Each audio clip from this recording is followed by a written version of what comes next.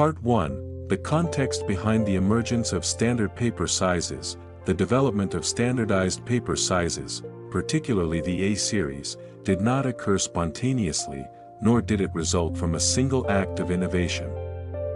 Rather, it emerged as the product of numerous administrative, commercial, technological, and mathematical concerns that gradually coalesced over the course of centuries.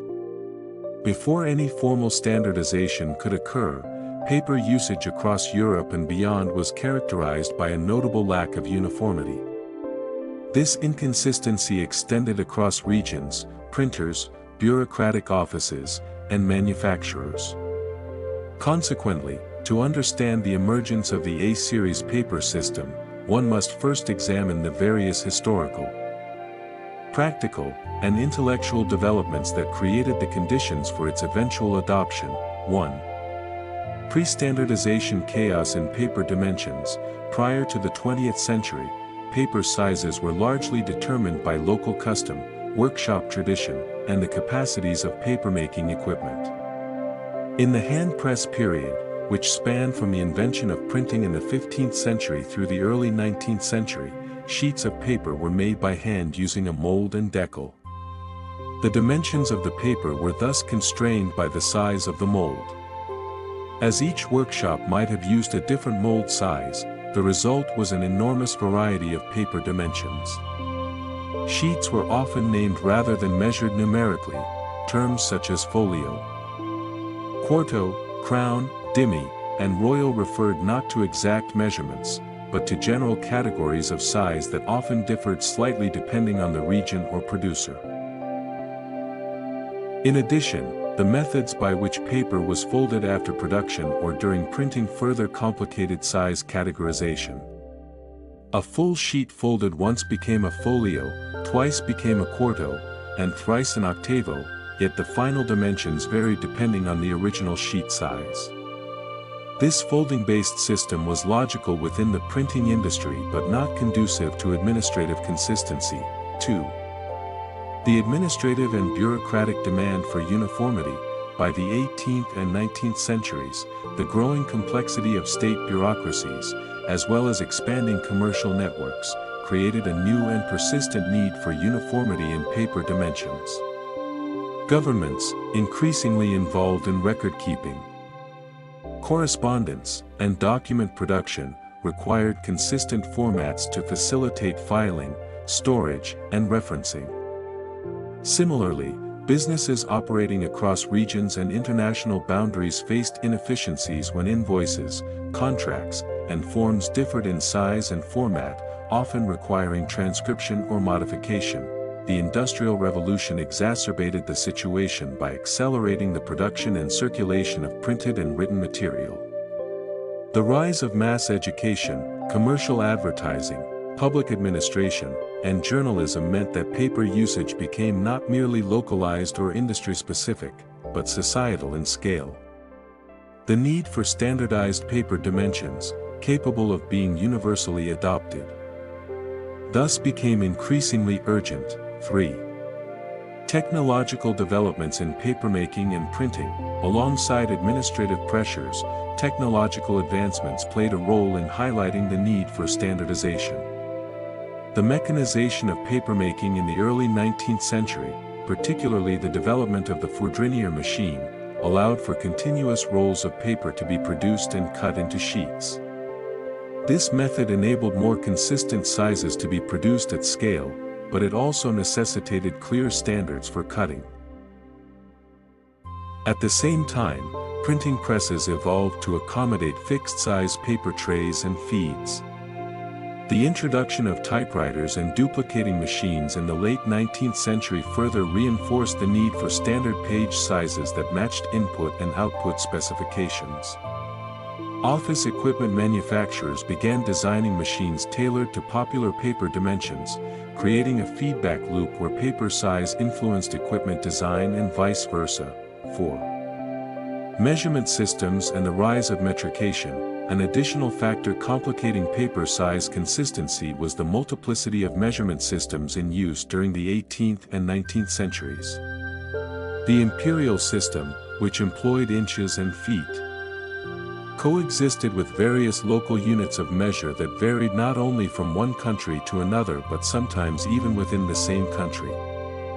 These inconsistencies further obstructed efforts to create international standards. The rise of the metric system during the French Revolution introduced the possibility of universal measurement. Based on decimalized units and theoretically applicable across all domains, metrication was seen by reformers as a rational and scientific means of organizing the physical world. Though its adoption was uneven, particularly in the Anglo-American sphere, the metric system became the foundation upon which paper standardization would eventually be built. 5. Early efforts towards standardization. The first tentative steps towards standard paper sizes began not with governments or international bodies, but with individuals and institutions seeking practical solutions. Some printing houses and stationery suppliers began offering standardized formats based on common usage patterns. Yet these efforts remained partial and local. In France, during the late 18th and early 19th centuries, reformers proposed various paper size systems based on the metric system, though none achieved wide adoption. It was not until the early 20th century, in Germany, that a coherent, mathematically sound, and scalable paper size system would be proposed and implemented. However, even before this breakthrough, the growing discourse on rationalization, efficiency, and scientific management throughout the late 19th century set the intellectual stage for such developments. 6. Conceptualizing paper as a scalable format. The conceptual leap that would eventually lead to the A-series involved reimagining paper not simply as a fixed product but as a scalable entity. If one could devise a single base size that, when folded or divided, retained proportional relationships, the entire paper supply chain, from manufacture to usage, could be streamlined. This required not just practical engineering, but abstract mathematical thinking. The question arose, could there be a base ratio such that each successive halving of a rectangle would preserve the same aspect ratio? The answer, as it turned out, lay in the square root of 2, or approximately 1.4142. A rectangle with sides in the ratio 1, square root 2, when cut or folded in half parallel to its shorter side, yields two smaller rectangles that are geometrically similar to the original, although the practical implications of this ratio would be realized only with the formalization of the A-series. The idea that paper sizes could follow such rational principles marked a shift in thinking that moved beyond ad hoc sizing toward universal coherence. 7. Toward international consensus. By the early 20th century, the idea of international standards had gained increasing traction. The creation of professional societies, the rise of international exhibitions, and the growth of transnational commerce fostered a climate in which standardization was no longer merely desirable but essential. Paper size, seemingly mundane, was part of a broader trend in which railway gauges, screw threads, electrical voltages, and calendar formats were being brought into alignment across national boundaries. Institutions such as the International Electrotechnical Commission, founded 1906, and later the International Organization for Standardization, ISO, founded 1947, embodied this new ethos of standardization. Though paper size was only one among many domains addressed, it nonetheless exemplified the aspirations of an increasingly interconnected world, to render everyday transactions smoother, administrative processes more efficient, and production systems more predictable. Part 2, the mathematical basis of the 1 square root 2 ratio and its advantages. The adoption of the A-series paper format is intimately tied to a specific mathematical principle, the use of a rectangular aspect ratio of 1 to the square root of 2, 1 square root 2. This ratio is neither arbitrary nor merely aesthetic. It is the result of careful consideration of how a piece of paper might best be divided, folded, resized, or scaled while preserving proportionality and functional consistency across a range of uses. To understand why this ratio was chosen above all others, one must examine both its mathematical properties and its practical applications in the realm of paper design, production, and usage. 1. Defining the 1 square root 2 ratio. The square root of 2, expressed as square root 2, is an irrational number that cannot be expressed as a simple fraction. Its decimal expansion begins with 1.414 and continues infinitely without repetition or termination. While this property may seem like a theoretical abstraction, the geometric characteristics of this ratio make it uniquely suited to the goal of scalable paper dimensions. The defining property of the 1 square root 2 rectangle is that when such a rectangle is divided into 2 equal halves along its shorter side, each half retains the same aspect ratio as the original. In other words, if a rectangle with sides a and b satisfies the condition that b/a equals square root 2, then cutting the rectangle in half parallel to the shorter side produces 2 smaller rectangles that also satisfy this ratio. This property does not hold true for most other rectangular ratios. For example, a 4:3 rectangle, when halved, results in a shape with a different ratio, no longer proportional to the original. Only the 1 square root 2 ratio guarantees that the original and the halved versions remain geometrically similar. 2. Mathematical demonstration of self-similarity. Let us consider a rectangle with width AAA and height BBB, where b/a equals 2, b/a equals sqrt, 2, b/a equals 2. If we cut this rectangle along its shorter side to produce 2 equal halves, the width of the new rectangle becomes b divided by 2, b divided by 2, b divided by 2. And the height remains AAA. We now examine the new aspect ratio. New ratio equals ob/2 equals 2 ob text. New ratio equals frac a b/2 equals frac 2a b. New ratio equals b/2a equals b2a, but since b equals a 2, b equals a sqrt 2, b equals a 2, we substitute to obtain 2a 2 equals 22 equals 2 frac 2a sqrt 2 equals frac 2 sqrt 2 equals sqrt 2 a 2a equals 2 is equal to 2. Thus, the new rectangle retains the same 1 square root 2 aspect ratio. This recursive property of self-similarity makes the 1 square root 2 rectangle unique among all possible rectangles. It is precisely this feature that allows the A-series paper sizes to be constructed by simply having or doubling sheets while preserving proportional consistency. 3. Implications for design and scaling. The implications of this mathematical principle extend beyond mere curiosity. One of the chief benefits is that text, images, and layouts can be enlarged or reduced between paper sizes, say from A4 to A3 or A5, without distortion. A document printed on A4, for example, can be enlarged to A3 or reduced to A5 using standard photocopying machines set to 141% or 71% respectively. These percentages correspond directly to the factor square root 2 and its reciprocal. This predictability is particularly useful in administrative, academic, and technical environments, where documents are frequently photocopied, resized, or reformatted. Instructions, forms, and diagrams can be adapted across multiple sizes without requiring reformulation of content or layout. 4. Calculating dimensions of the A-series. The A-series of paper sizes is based on a single foundational size, A0. The A0 sheet has a surface area of exactly 1 square meter, and its dimensions are such that its width and height maintain the 1 square root 2 aspect ratio. Given this constraint, we can derive the dimensions as follows.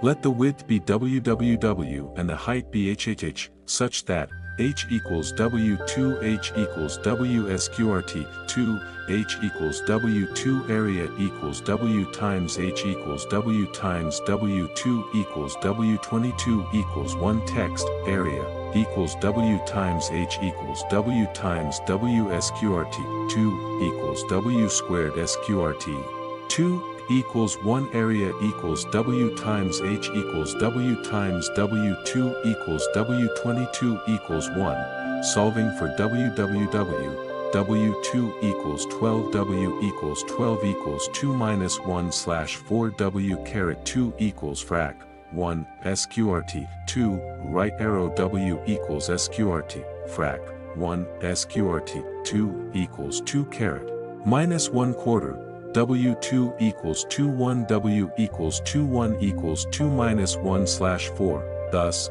W is almost equal to 841 mm. H equals W2 is almost equal to 1189 mm. W approximate 841 text, mm. Quad H equals W SQRT, 2, approximate 1189 text, mm.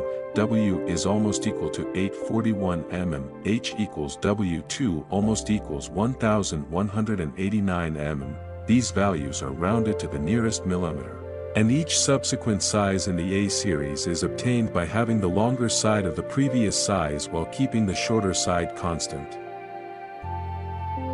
5. Successive having and paper size designation. Each subsequent size in the A series, A1, A2, A3, and so on, is generated by successively having the preceding size along its longer dimension.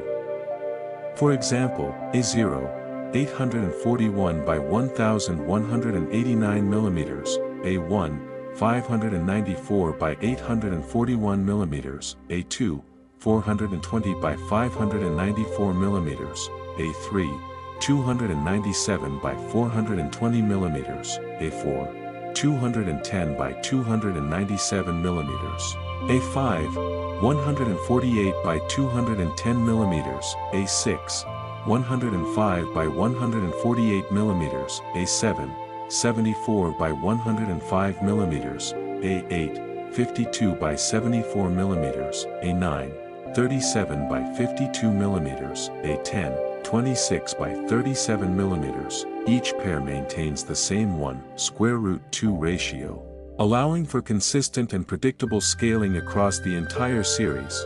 6. Simplifying paper usage across systems. The use of the 1√2 ratio and the successive having model provide significant advantages in contexts where paper needs to be used in multiple forms. For example, a technical drawing printed on A2 can be reduced to A3 or A4 for distribution without requiring adjustment to margins or scale. Similarly, a booklet prepared on A5 can be printed on A4 and folded, preserving proportions precisely. In administrative contexts, this consistency reduces the complexity of paper handling, filing, and copying.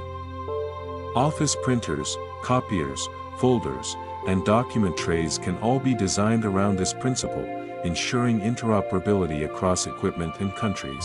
7. Reduction in waste and optimized material use. Another advantage of the 1√2 system is its contribution to material efficiency. Paper sheets can be cut with minimal waste, as each cut produces 2 sheets of the next smaller size. This allows manufacturers to optimize the use of paper rolls or parent sheets, minimizing offcuts and simplifying inventory. For publishers, the ability to plan print runs using standardized dimensions means reduced trimming and less variation in print layout planning. Over time, this leads to cost savings, reduced environmental impact, and simplified logistics. 8. Integration with the metric system. The A series is fully integrated into the metric system, which itself is based on decimal increments and rational proportions. The fact that A0 is defined as having an area of exactly 1 square meter ensures that all other sizes are derived from this fixed, rational baseline. As a result, volume, weight, in grams per square meter, or GSM, and surface area calculations become trivial. For instance, if a sheet of A0 weighs 80 grams, assuming 80 GSM paper, then a sheet of A1 weighs 40 grams, A2 weighs 20 grams, and so forth. This uniformity simplifies the pricing, packaging, and transportation of paper products. 9. Influence on international standardization. The mathematical elegance of the 1√2 ratio ultimately played a central role in the decision to adopt it as the basis for ISO 216, the international standard that formalized the A-series.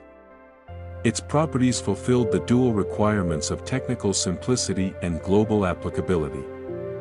As nations adopted the metric system for weights and measures, they increasingly aligned with this format for paper as well. The 1√2 ratio thus became not merely a mathematical curiosity but a practical foundation for a global system of document handling.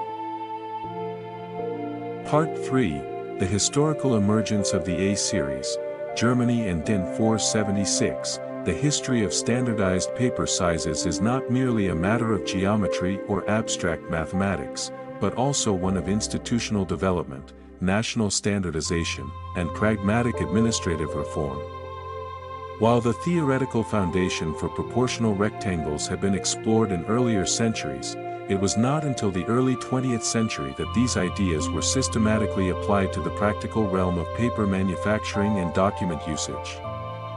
This application took place most notably in Germany, a country which, during the early decades of the 20th century, undertook a series of reforms aimed at rationalizing industrial and bureaucratic practices.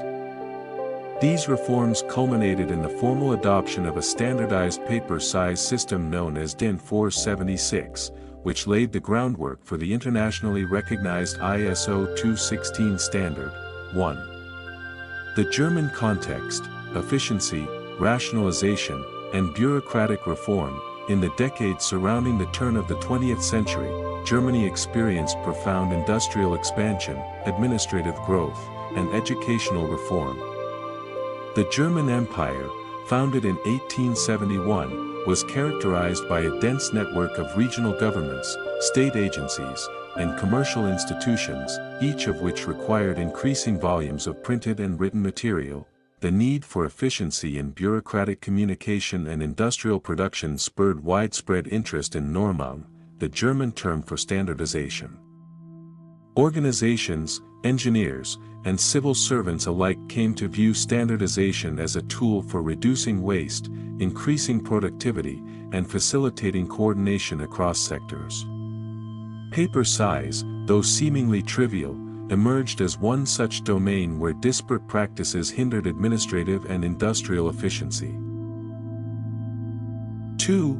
Wilhelm Ostwald and early advocacy for proportional paper sizes. Among the earliest and most prominent advocates of proportional paper sizes in Germany was the scientist and Nobel laureate Wilhelm Ostwald, 1853 to 1932. A chemist by training, Ostwald was deeply involved in broader efforts to apply scientific rationality to daily life, education, and publishing. He promoted the idea of a universal paper size system based on a geometric principle, and recognized the unique properties of the 1√2 ratio. Ostwald's advocacy formed part of a larger intellectual movement known as Die Brücke, or the Bridge, a society founded in 1911 to promote standardization and rational design in all aspects of culture and production. The group sought to harmonize art, science, and technology by applying systematic thinking to forms and functions. Though Ostwald himself did not create the DIN standard, his theoretical work and public advocacy helped lay the intellectual groundwork for later institutional developments. 3. The founding of the Deutsches Institut für Normung, DIN, the formalization of paper sizes in Germany was spearheaded by the Deutsches Institut für Normung, or DIN, which was established in 1917 under the name Normenausschuss der deutschen Industrie, Standardization Committee of German Industry. Its founding marked a major step in institutionalizing the practice of industrial standardization. DIN was tasked with developing consistent norms for technical and industrial processes. Initially focused on sectors such as engineering, rail transport, and manufacturing, it soon expanded its purview to include office supplies, writing materials, and document formats. The standardization of paper sizes thus became a natural extension of its mission. 4. Walter Postman and the formulation of DIN 476. The individual most directly responsible for the formulation of the A-series paper sizes was Walter Postman, 1886 to 1959, a German engineer and standardization expert. Postman recognized the utility of the 1√2 aspect ratio and proposed a system of paper sizes that was mathematically coherent, easily scalable, and suitable for widespread administrative and industrial use. In 1922, under Postman's leadership, DIN published the DIN 476 standard. This standard defined a series of paper sizes based on the 1√2 aspect ratio, beginning with a base size of 1 square meter, A0. Each subsequent size, A1, A2, A3, and so on, was derived by having the previous size along its longer dimension, producing a smaller rectangle that maintained the same proportions. 5. The structure and logic of DIN 476. DIN 476 did not only establish the A-series. It also defined related series known as B and C, which were designed for special uses such as envelopes and books. However, the A-series became the most widely adopted due to its utility in general document usage. The sizes defined in DIN 476 were as follows: A0, 841 by 1189 mm, 1 square meter; A1, 594 by 841 mm, A2, 420 by 594 mm, A3, 297 by 420 mm, A4, 210 by 297 mm, A5, 148 by 210 mm, A6, 105 by 148 mm, A7, 74 by 105 mm, A8, 52 by 74 mm, A9, 37 by 52 mm, A10, 26 by 37 mm. These dimensions were rounded to the nearest millimeter and ensured compatibility with metric weights and measures. For example, a sheet of A0 paper weighing 80 grams per square meter would weigh exactly 80 grams. 6. Practical benefits and early adoption. DIN 476 was rapidly adopted within German administrative and commercial institutions. Its benefits were immediately apparent: storage systems, filing cabinets, folders, printers, and duplicators could all be standardized around predictable paper sizes. Office supplies could be mass-produced without bespoke sizing.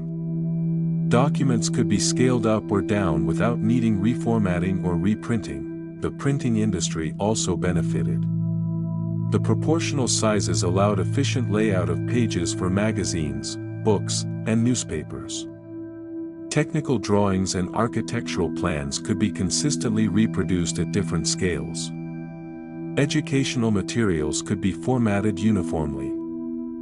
7. Limitations and regional constraints. Despite its practicality, DIN 476 remained largely confined to Germany and a few neighboring countries for its first 2 decades. The spread of metric-based standards was still uneven during the interwar period. In countries like the United Kingdom and the United States, paper sizing continued to follow traditional formats based on inches, such as the letter and legal sizes in the United States, and imperial paper sizes in Britain. Nevertheless, DIN 476 served as a model for how a national standard could enhance administrative coherence, industrial efficiency, and international interoperability. 8. Expansion and endurance through global conflict. The interwar period was marked by political and economic instability, which somewhat limited the international spread of DIN 476.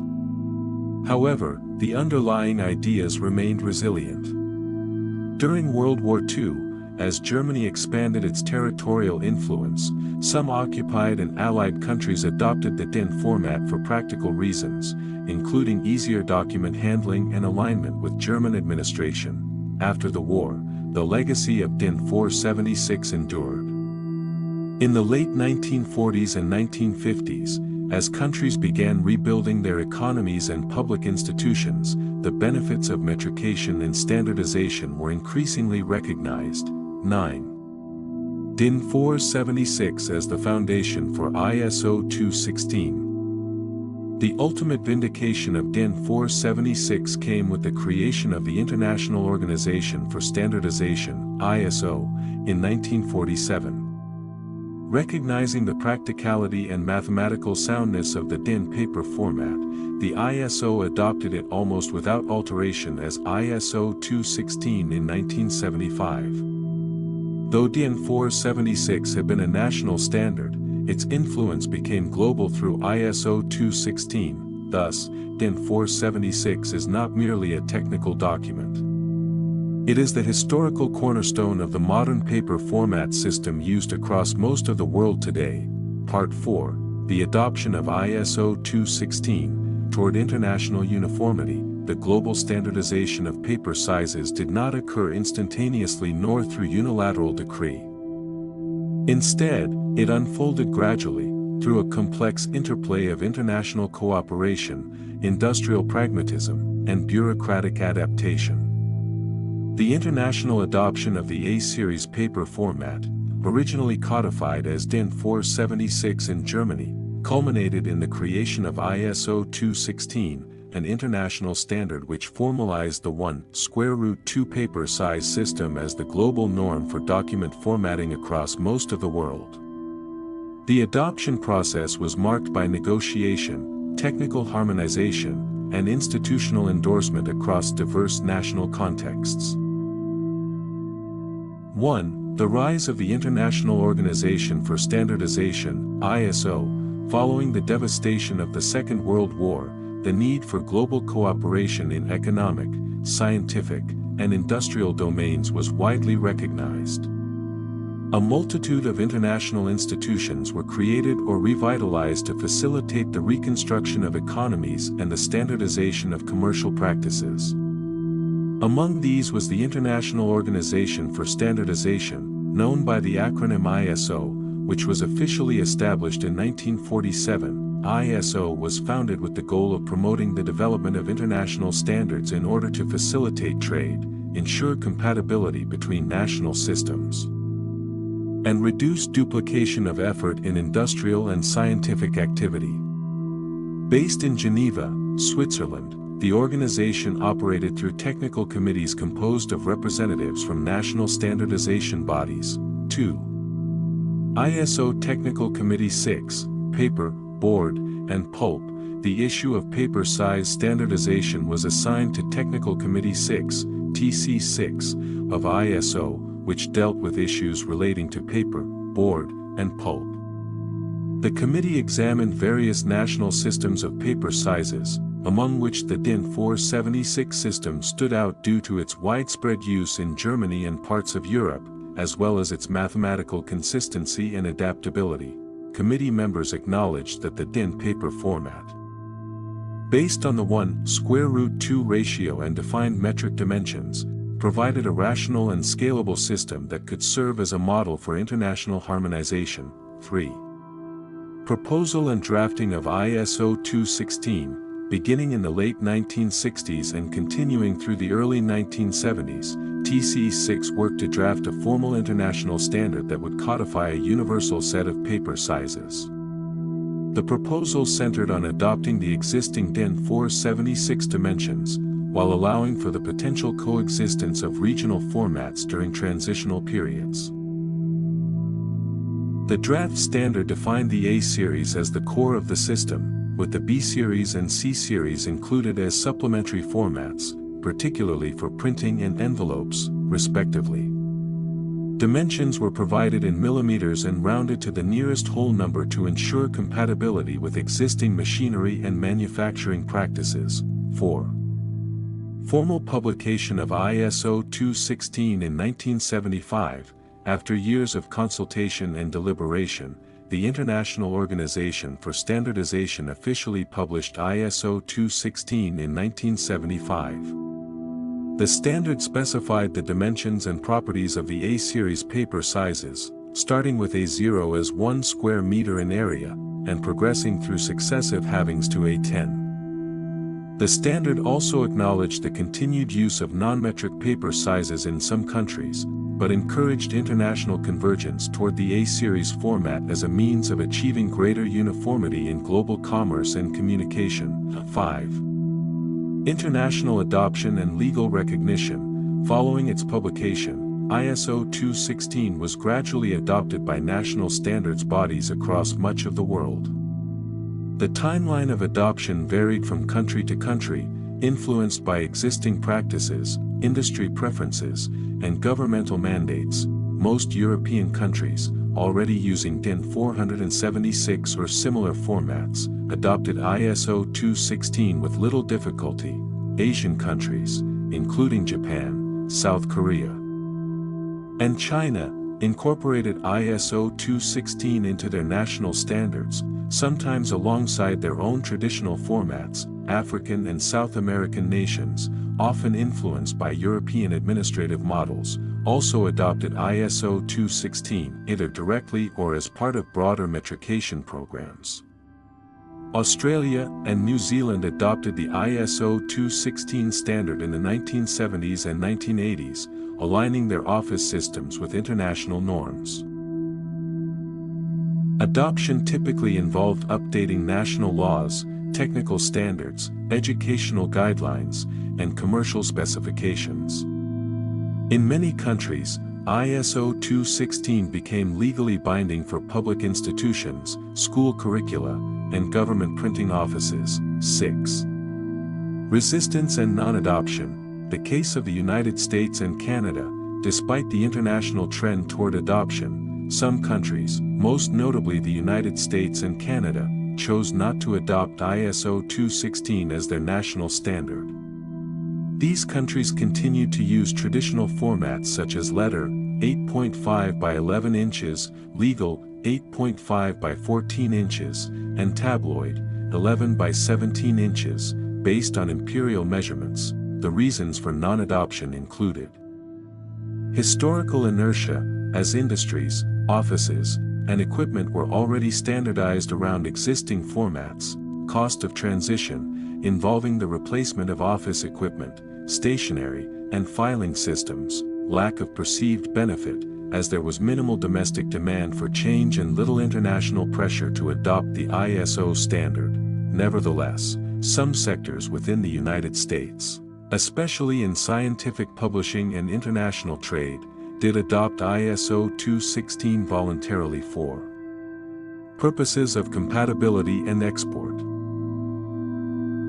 7. Practical consequences of ISO 216 adoption. The adoption of ISO 216 brought about significant practical benefits across adopting countries: simplification of office procedures, with predictable scaling between sizes facilitating copying, printing, and document management, harmonization of manufacturing, allowing global paper producers to operate with fewer production lines and standard packaging, improved international communication, as documents sent across borders required less adaptation or resizing, integration with metrication, aligning paper sizes with other metric-based systems for weight, GSM, volume, and area.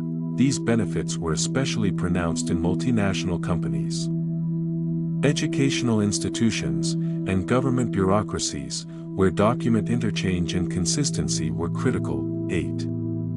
ISO 216 and related standards.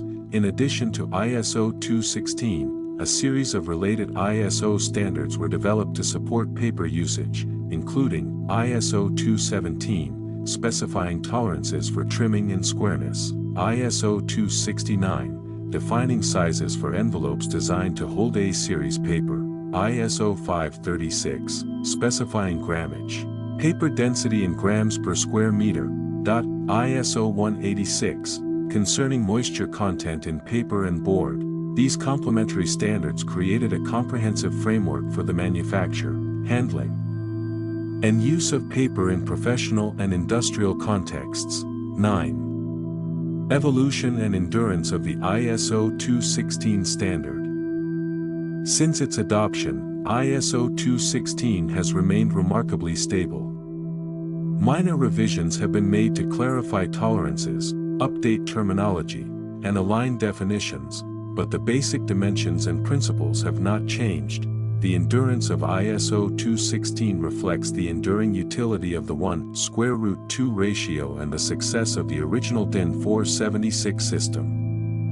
More than 40 years after its international adoption, ISO 216 remains the de facto global paper size standard outside North America. 10. Symbolic and practical importance. Beyond its technical attributes, ISO 216 symbolizes the success of international collaboration in the service of standardization. It represents a triumph of logic and geometry in the structuring of everyday objects and processes. It also exemplifies how rational design, when institutionalized and adopted widely, can have a lasting impact on global systems of communication and documentation. Today, the ISO A-series paper sizes, especially A4, are ubiquitous in government offices, schools, businesses, and homes. The sheets we write on, print on, and file away daily are the product of nearly a century of thought, design, and coordination. Part 5, the B-series, C-series, and the extended ISO paper size families, while the A-series paper sizes, particularly A4, have become globally dominant in everyday office and administrative usage. The broader system established under DIN 476 and later ISO 216 includes additional paper size families, specifically the B-series and the C-series. These supplementary series were not conceived merely as alternatives to the A-series but were designed to serve specialized, complementary functions. Each series is based on geometric principles related to the A-series dimensions, intended to ensure interoperability while accommodating the practical needs of printing, publishing, mailing, and design. The expansion of paper size classification beyond the A-series reflects the complexity of documentation, publishing, and communication systems. It provides formats suitable for intermediate sizes, envelopes, and larger print products, thereby ensuring a comprehensive framework for paper usage across a range of industries. 1. The purpose of multiple series. The A-series, based on a size of 1 square meter for A0 and successively halved dimensions, provides a versatile and mathematically elegant sequence suitable for most everyday documents. However, certain contexts require paper sizes that are either larger than A0 but not double in both dimensions, intermediate between A-series sizes, slightly larger than an A size to serve as a cover or envelope, better suited to books, posters, or architectural drawings. To meet these requirements, the B-series and C-series were developed, using the same 1/2 aspect ratio for compatibility, but with base sizes and scaling principles designed to fill the gaps and address additional use cases. 2. The B-series, intermediate sizes and international documents. The B-series was conceived as a system of intermediate paper sizes between corresponding A-series sizes. Instead of being derived by halving or doubling like the A-series, the B-series is based on the geometric mean of 2 consecutive A-series sizes. For example, B1 is the geometric mean between A0 and A1, B2 is the geometric mean between A1 and A2, and so on. This results in paper sizes that are approximately 1.41 times larger than the next smaller A size, and approximately 1.19 times larger than the corresponding A size. The B-series sizes are defined as follows: B size, dimensions, mm, B0, 1000 by 1414, B1, 707 by 1000, B2, 500 by 707, B3, 353 by 500, B4, 250 by 353, B5, 176 by 250, B6, 125 by 176, B7, 88 by 125, B8, 62 by 88, B9, 44 by 62, B10, 31 by 44. 3. Applications of the B series. The B series has not achieved the same ubiquity as the A series, but it is commonly used in certain contexts, including books. B5 is a common format for academic texts and compact publications, posters, and wall charts. B0 and B1 provide large format areas with less waste than A0, passports. Many countries use B7 or variants thereof for passport pages and covers. Printing. Some printers and publishers use B sizes for intermediate documents or to accommodate bleed and trimming requirements. The B series provides greater flexibility in publication and layout planning, especially when a size is required that is not efficiently served by the doubling/halving sequence of the A series. 4. The C series, envelopes and enclosures. The C series was specifically designed for use with envelopes and folders, to ensure that documents printed on A series paper could be enclosed neatly without excessive folding or excess space. The C series sizes are the geometric means between A series and B series sizes of the same number. For example, C4 is the geometric mean between A4 and B4. This means that an A4 sheet of paper fits comfortably into a C4 envelope, and a C4 envelope fits comfortably inside a B4 envelope. The dimensions of the C series are as follows: C size, dimensions, C0, 917 by 1297, C1, 648 by 917, C2, 458 by 648, C3, 324 by 458, C4, 229 by 324, C5, 162 by 229. C6, 114 by 162, C7, 81 by 114, C8, 57 by 81, C9, 40 by 57, C10, 28 by 40. 5. Common envelope practices and the C series. The C series is widely used in stationery and postal systems around the world. For example, C4 envelopes are used to send A4 documents unfolded. C5 envelopes are used to send A5 documents or A4 sheets folded in half. C6 envelopes fit A6 documents or A4 sheets folded twice. DL, dimension lengthwise. Envelopes are a common commercial format, designed to fit an A4 sheet folded into thirds. Though technically outside the ISO series, DL is often treated alongside C series envelopes. By maintaining the 1/2 ratio, the C series ensures that inserts and enclosures retain the same proportional relationships, allowing printers, folders, and mailing systems to operate with maximum efficiency. 6. Comparison among series. It is useful to understand the proportional relationships between A, B, and C sizes. A4 is equal to 210 by 297 mm, B4 is equal to 250 by 353 mm, C4 is equal to 229 by 324 mm. Thus, A4 fits inside C4. C4 fits inside B4. This cascading compatibility extends throughout the series, enabling nesting and enclosure to function seamlessly across sizes. 7. Additional paper standards related to ISO 216. While ISO 216 defines the core dimensions, several related standards support the full paper handling process. ISO 217 sets tolerances for size deviations and trimming accuracy. ISO 269, now withdrawn, provided alternative envelope sizes that remain in legacy use. ISO 5457 defines paper sizes for technical drawings with fixed borders and title blocks. ISO 219 and ISO 216 AMD variants provide special tolerances or adaptation methods. Together, these standards ensure that paper products not only conform to correct dimensions but also behave predictably in equipment, postal handling, and physical filing systems. 8.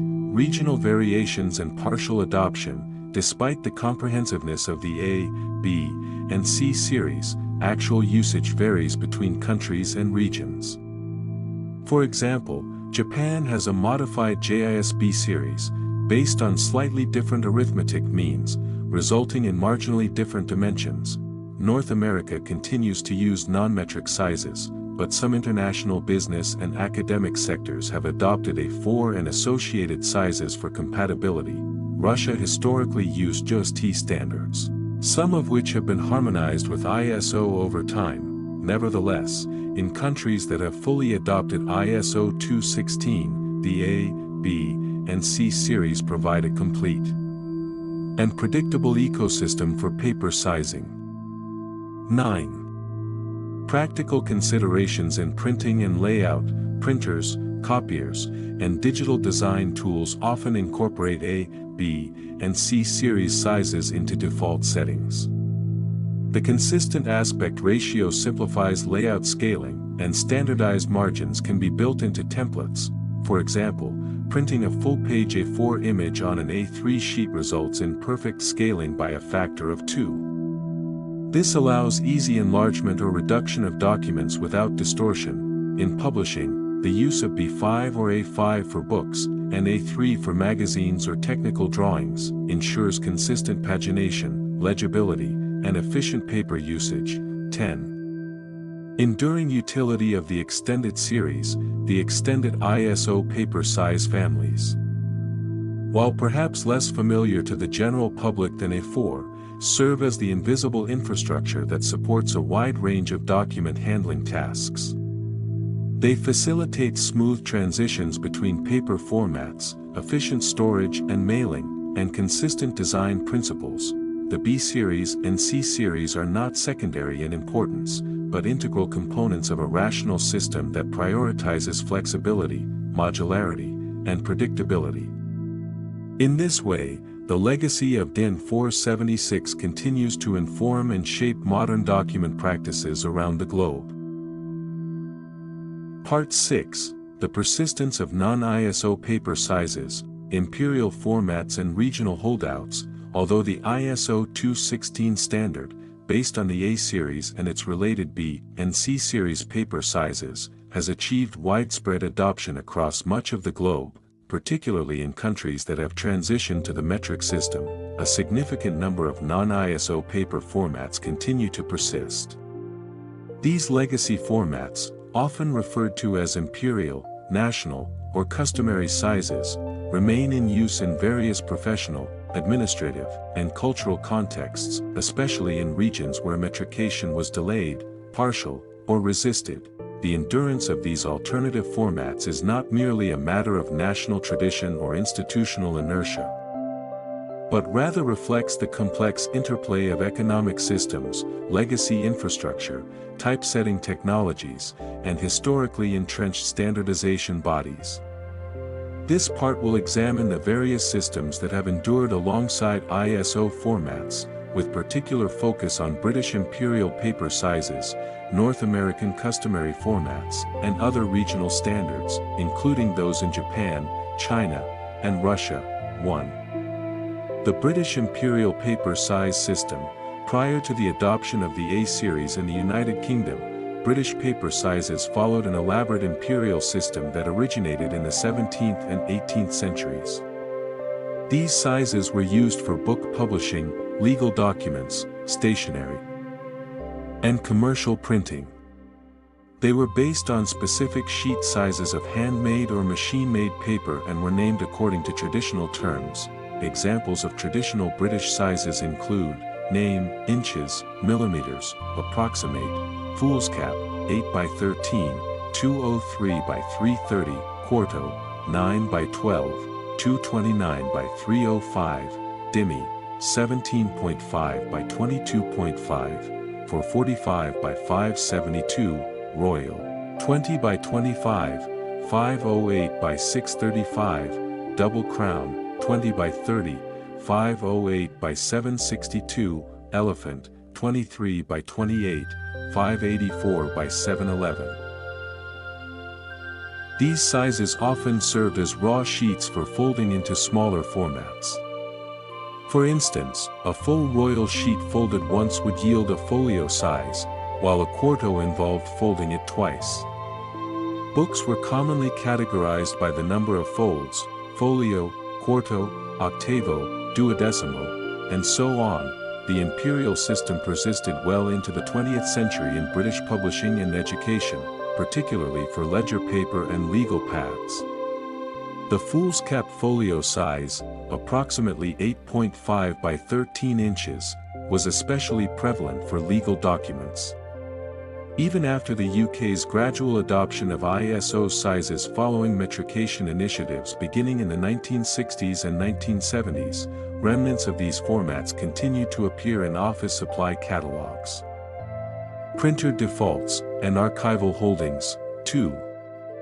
North American paper sizes. North America, primarily the United States and Canada, continues to use a set of standard paper sizes that differ significantly from ISO formats.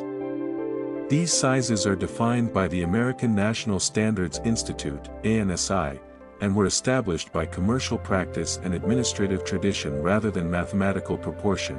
The most commonly used size in the United States is letter, 8.5 by 11 inches, 216 by 279 millimeters. Other standard sizes include legal, 8.5 by 14, 216 by 356, tabloid, 11 by 17, 279 by 432, ledger, 17 by 11, 432 by 279, executive, 7.25 by 10.5, 184 by 267. These paper sizes lack the 1/√2 aspect ratio that characterizes ISO paper. As a result, they do not scale proportionally when folded or enlarged. For example, doubling a U.S. letter sheet results in a size that does not match any standard format, making reproduction, filing, and enlargement more cumbersome. Despite this inefficiency, the U.S. letter format remains dominant in American offices, legal institutions, and educational systems. Efforts to introduce A4 paper, particularly for international correspondence and academia, have met limited success, with A4 paper often being used only in specific cross-border contexts. 3. The ANSI and Arch series. In an attempt to bring some standardization and scaling ability to paper formats, ANSI developed a series of paper sizes designated by letters A through E, loosely based on architectural needs. ANSI size, inches, usage, A, 8.5 by 11, standard letter, B, 11 by 17, tabloid, C, 17 by 22, engineering, D, 22 by 34, large drawings, E, 34 by 44, blueprints. These sizes double in area, but not in aspect ratio. A related set, the Arch series, was developed for architectural drawings, using ratios closer to 4:3 or 3:2, preferred in design work. The continued use of both ANSI and Arch paper sizes is largely supported by the embedded nature of printing equipment, document management systems, and drawing standards used in engineering and architecture firms. 4. The Japanese JIS formats. Japan officially uses the ISO 216 paper formats, but it also maintains a unique JIS, Japanese Industrial Standard, B series, which differs slightly from the ISO B series. The JIS B series sizes are calculated by a different method, using arithmetic rather than geometric means, resulting in slightly larger dimensions. For example, ISO B5 is equal to 176 by 250 millimeters, JIS B5 is equal to 182 by 257 millimeters. JIS B5 is widely used for notebooks, writing pads, and books in Japan. The coexistence of JIS and ISO sizes in Japan has led to dual standard manufacturing processes, particularly in the stationery and publishing sectors. 5. Chinese and Taiwanese paper sizes. China officially adopted ISO 216 in the 1980s, but non-standard paper sizes remain in circulation. These include adaptations of the traditional Chinese paper sizes historically used in calligraphy and state printing. Taiwan similarly adopted ISO standards but retained customary paper sizing for older documents.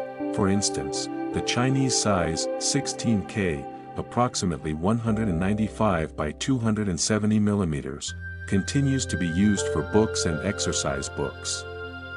While metric in naming, its proportions differ from ISO formats and reflect legacy sizing conventions from the ROC and pre-SO printing standards.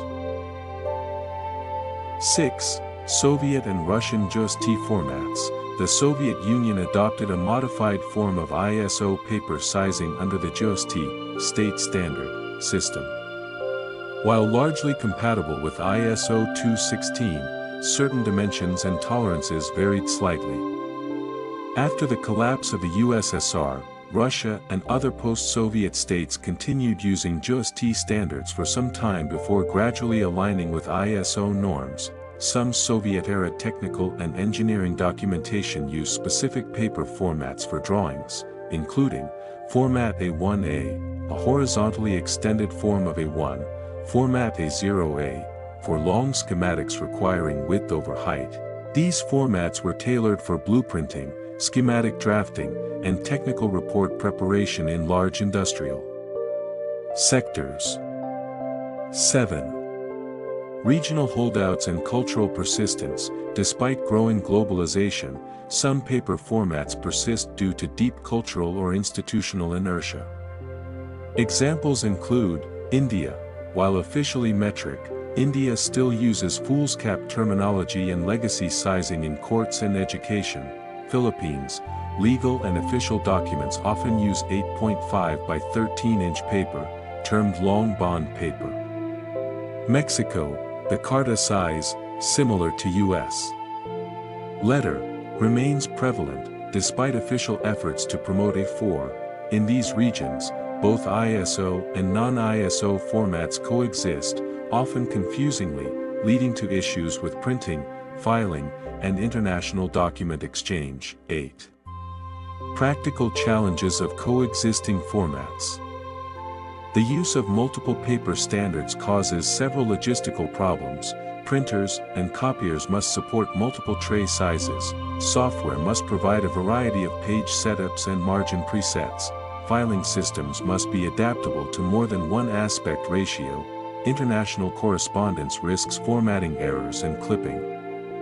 These practical limitations are particularly evident in multinational operations, where correspondence between an A4 using Office and a letter using Office may result in formatting issues or document truncation.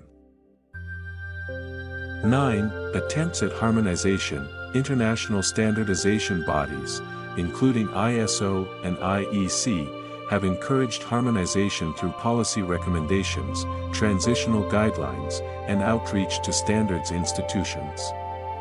Nevertheless, full unification remains elusive due to high conversion costs in North America, deep integration of legacy sizes in bureaucratic systems, resistance from industry stakeholders with entrenched supply chains. As a result, paper formats continue to reflect a patchwork of historic developments, national choices, and administrative defaults. 10. Conclusion. A divided landscape of paper dimensions. Despite the elegance and efficiency of ISO 216's proportional system, the persistence of non-ISO paper formats underscores the enduring power of historical practice, economic path dependency, and institutional continuity. While ISO sizes dominate international printing, publishing, and office work, regional standards such as ANSI, British Imperial, and JIS continue to influence design, manufacturing, and documentation in important ways. As of today, humanity operates with at least 3 major parallel paper size systems: the ISO system used by the vast majority of countries, the ANSI/Imperial system used in the United States and Canada, and legacy or hybrid systems in select regions such as Japan, China, India, and Russia. This fractured approach to paper sizing remains one of the more enduring technical divergences in a world increasingly shaped by global standards. Part 7: The Digital Age and the Future of Paper Sizing. In the transition from analog to digital information systems, the relevance of physical paper formats might appear to diminish.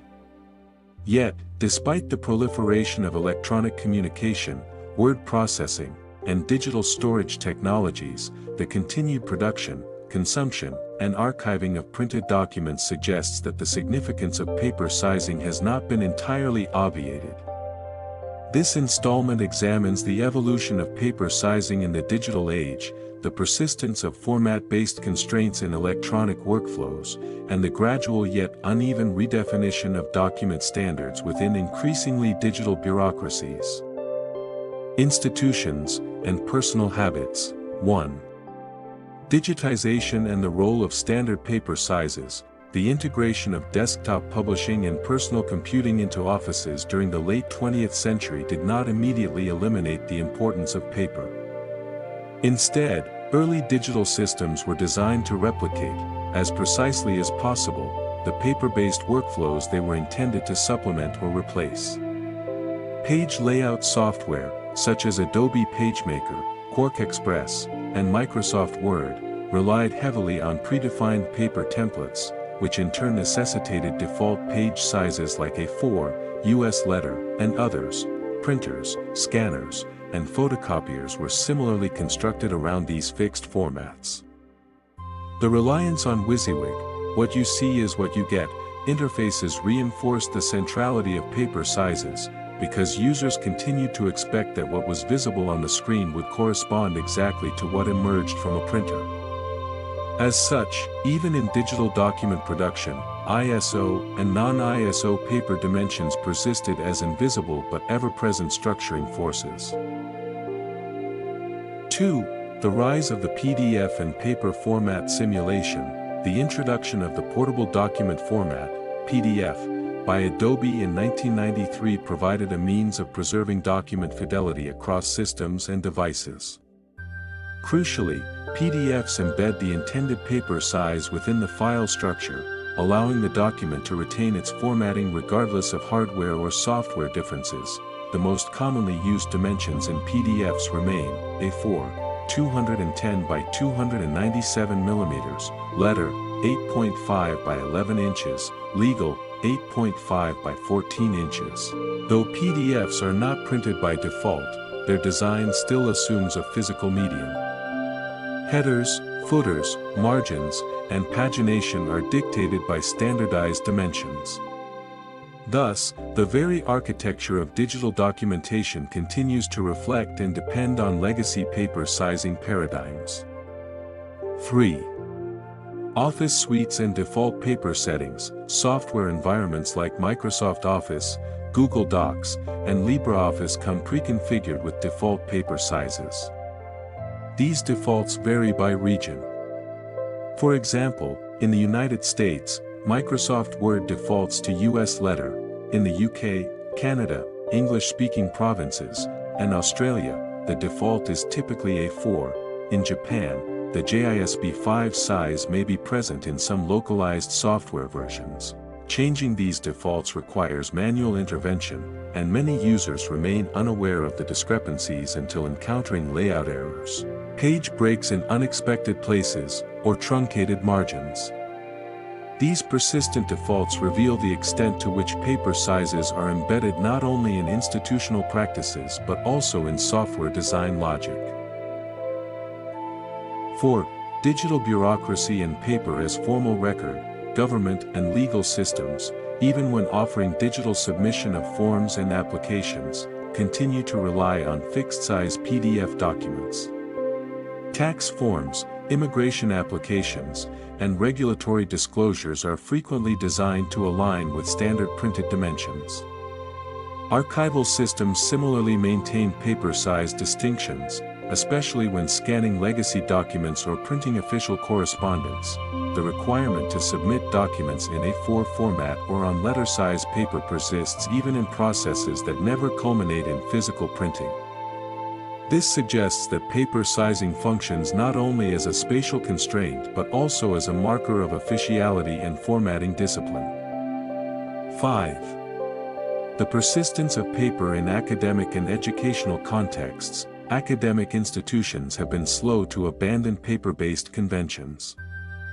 Thesis formatting guidelines, conference submissions, and journal article templates continue to specify exact dimensions for printed output, even when documents are submitted and reviewed entirely online.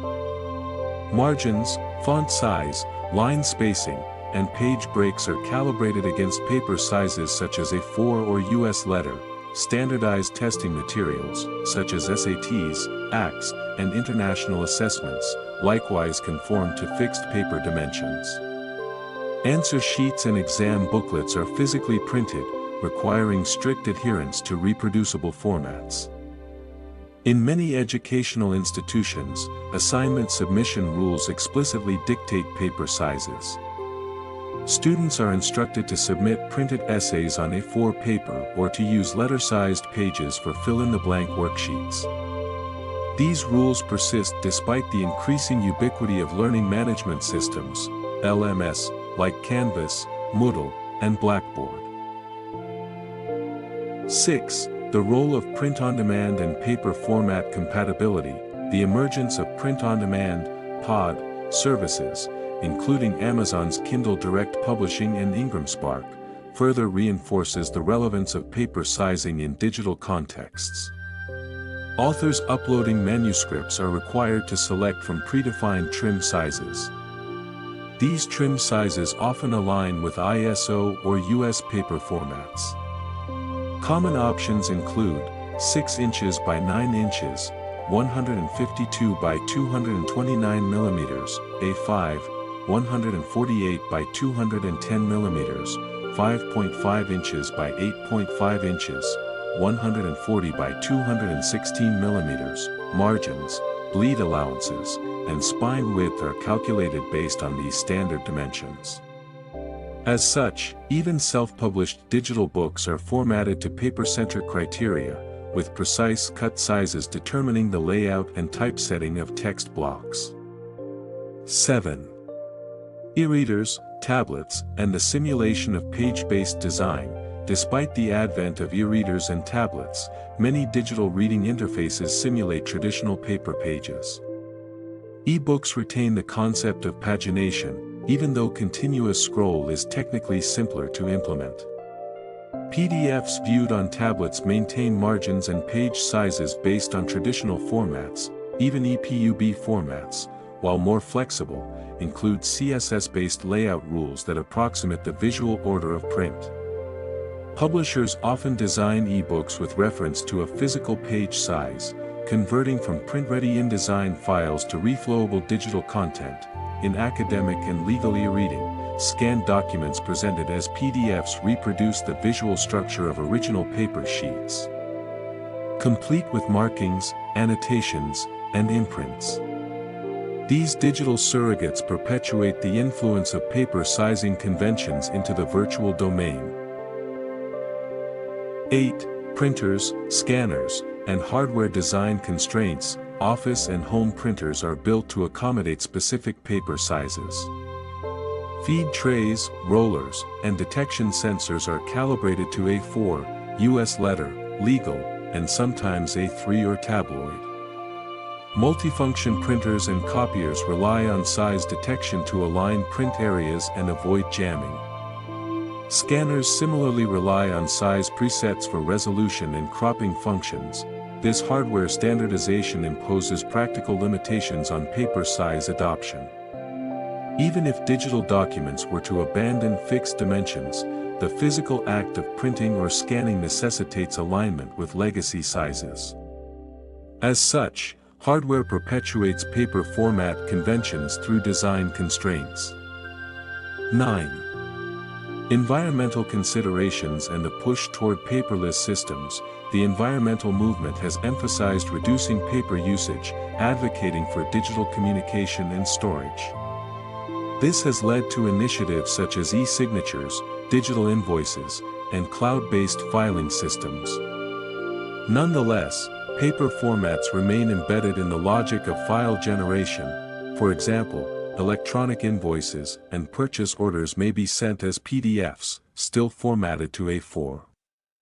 Scanned receipts submitted for reimbursement must match a given dimension or file size, often adhering to the printed form size. Sustainability policies have not yet replaced the dominance of A-series or ANSI paper in the generation of document templates.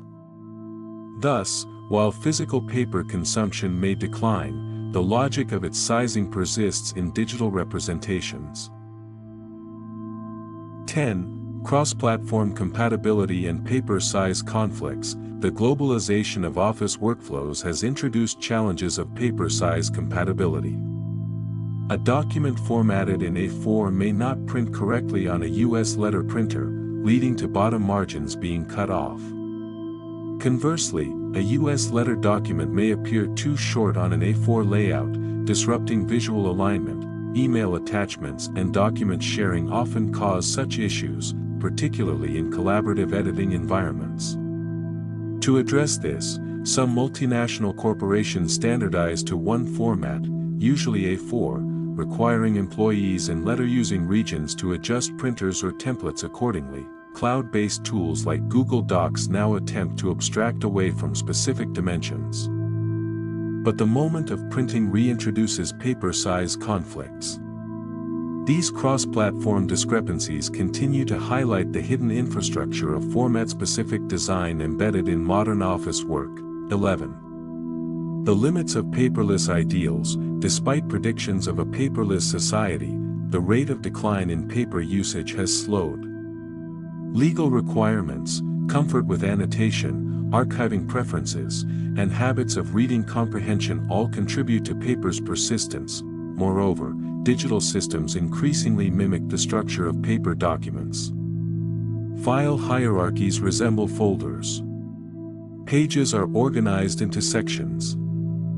Signatures are captured digitally but applied to fixed format documents. This suggests that paper sizing conventions may outlast paper itself, continuing to define how documents are imagined, formatted, and perceived, regardless of whether they are printed. 12. Future trends and emerging standards.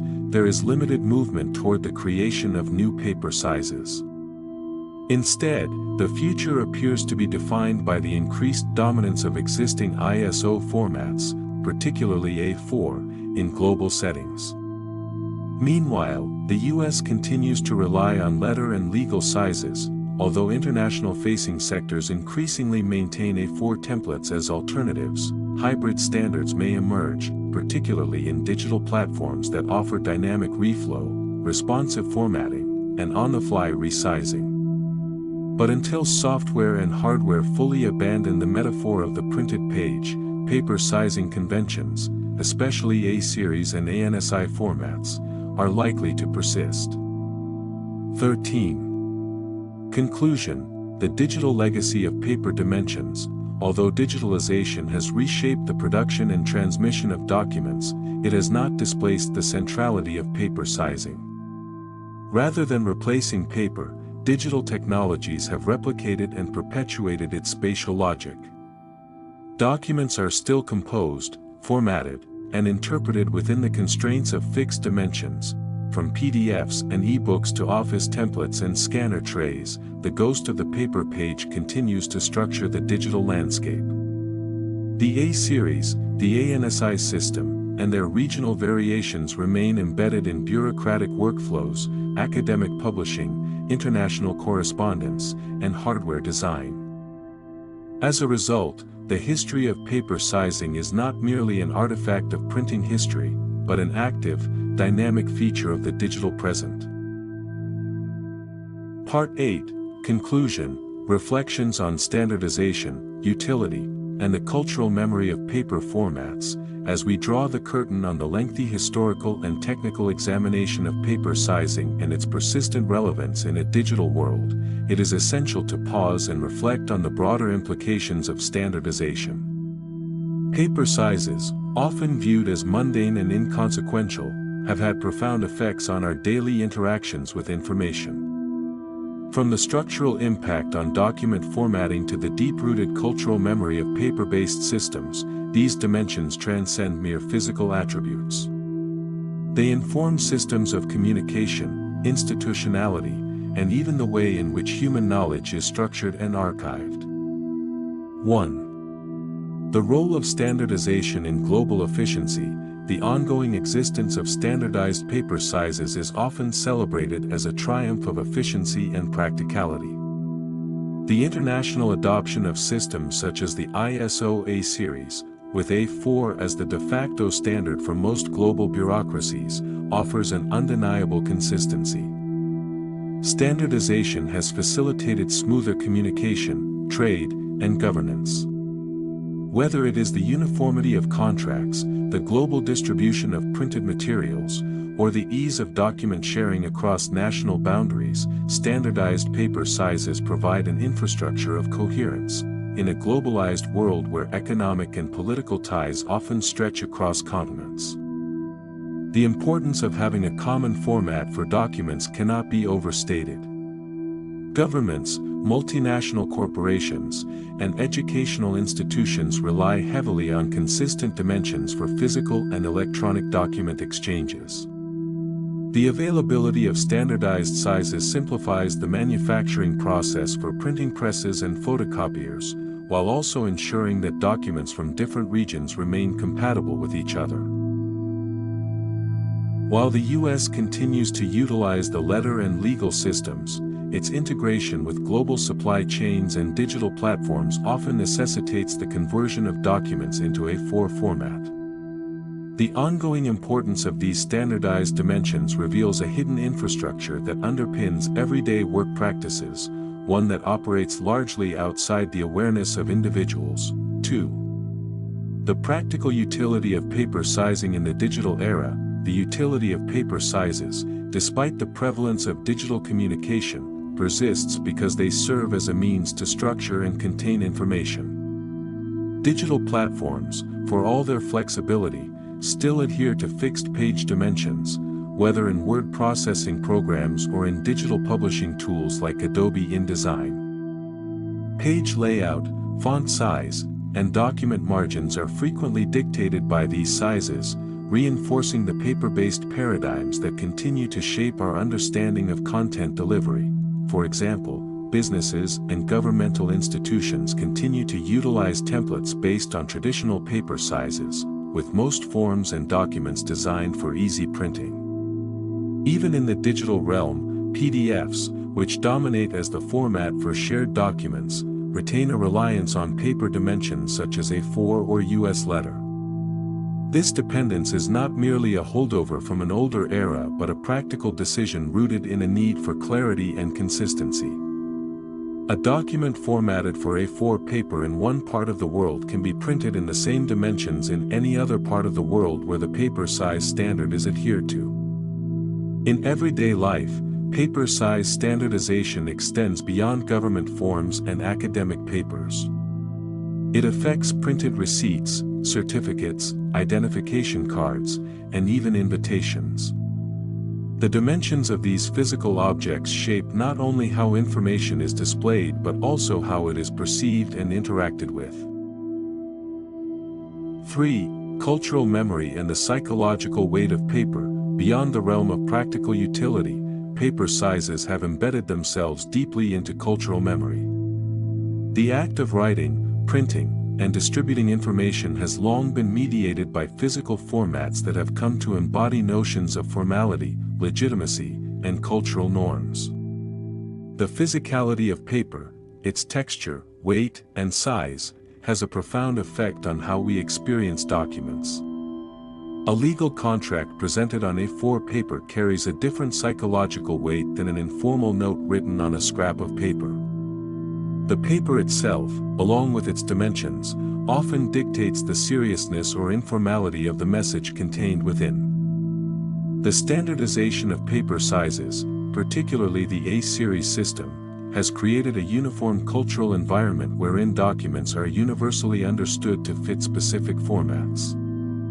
This process of encoding cultural practices into paper dimensions has been so pervasive that it shapes our expectations of formality and structure across a variety of sectors, from business transactions to education. Paper's size and format influence not just how we handle information but also how we relate to it in a psychological and socio-cultural sense. 4. The legacy of paper sizing in digital design and layout. Even as digital environments have replaced paper-based systems in many contexts, the legacy of paper sizing continues to influence digital design. Whether designing a website, a mobile app, or an e-book, creators still think in terms of pages with dimensions that reflect the legacy of printed pages. The grid systems used in web design, for example, mirror the structuring logic of printed material, with fixed layouts often based on the dimensions of paper formats like A4 or letter. For digital publishing, whether in the form of ebooks or interactive documents, formatting considerations like page margins, font sizes, and image positioning are still influenced by traditional paper dimensions. The term page itself retains connotations of the paper-based paradigm, even when the document in question exists solely in digital form. In this way, paper sizing conventions continue to resonate, shaping modern design thinking. Moreover, the very idea of printing digital documents carries with it the necessity of choosing a paper size. The digital to physical transition, as seen in home printers, scanning technologies, and industrial presses, continues to be structured around these traditional paper formats. The continued use of digital systems for layout and publication of print documents solidifies the role of paper sizes in determining the presentation and flow of information in both physical and virtual contexts. 5. The enduring influence of paper sizes in archiving and record-keeping. Archiving systems, too, reflect the enduring legacy of paper formats. Whether in digital archives or physical filing systems, documents are often categorized and stored based on size.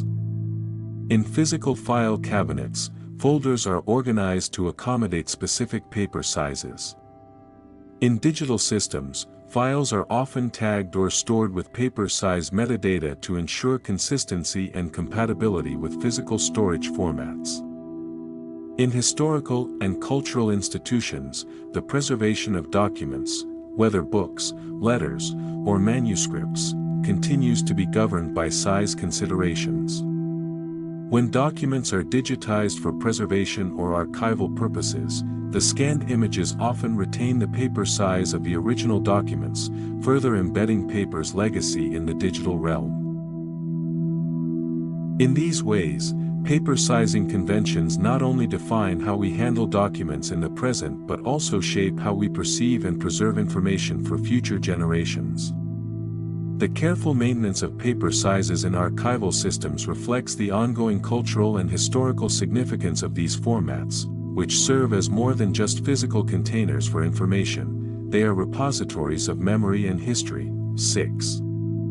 The future of paper sizing, a continued evolution. Looking to the future, the question arises, will paper sizing ever truly be supplanted by more fluid, flexible formats, or will it remain a fixture in the digital world? While technological advancements in digital media, such as virtual reality or cloud computing, may eventually lessen the direct need for physical paper, the structural influence of paper sizing is unlikely to fade completely. As digital content continues to evolve, it will likely adopt new paradigms for formatting and presentation. However, much of the infrastructure surrounding paper, especially in professional, governmental, and educational settings, will continue to rely on the conventions established centuries ago. Paper sizes may continue to adapt, but their legacy as an organizing principle for documents, both physical and digital, is likely to persist for the foreseeable future. The continuing use of fixed paper sizes in digital systems, the prevalence of PDF as a document sharing format, and the entrenchment of paper-based formats in various legal, educational, and governmental systems suggest that paper sizing will not disappear. Instead, it will likely evolve alongside technological progress, adapting to new needs while retaining its fundamental role in organizing and structuring information. 7. Concluding thoughts on paper's enduring legacy. In conclusion, the history of paper sizing is not merely a tale of arbitrary measurements but a reflection of how societies structure information, power, and authority.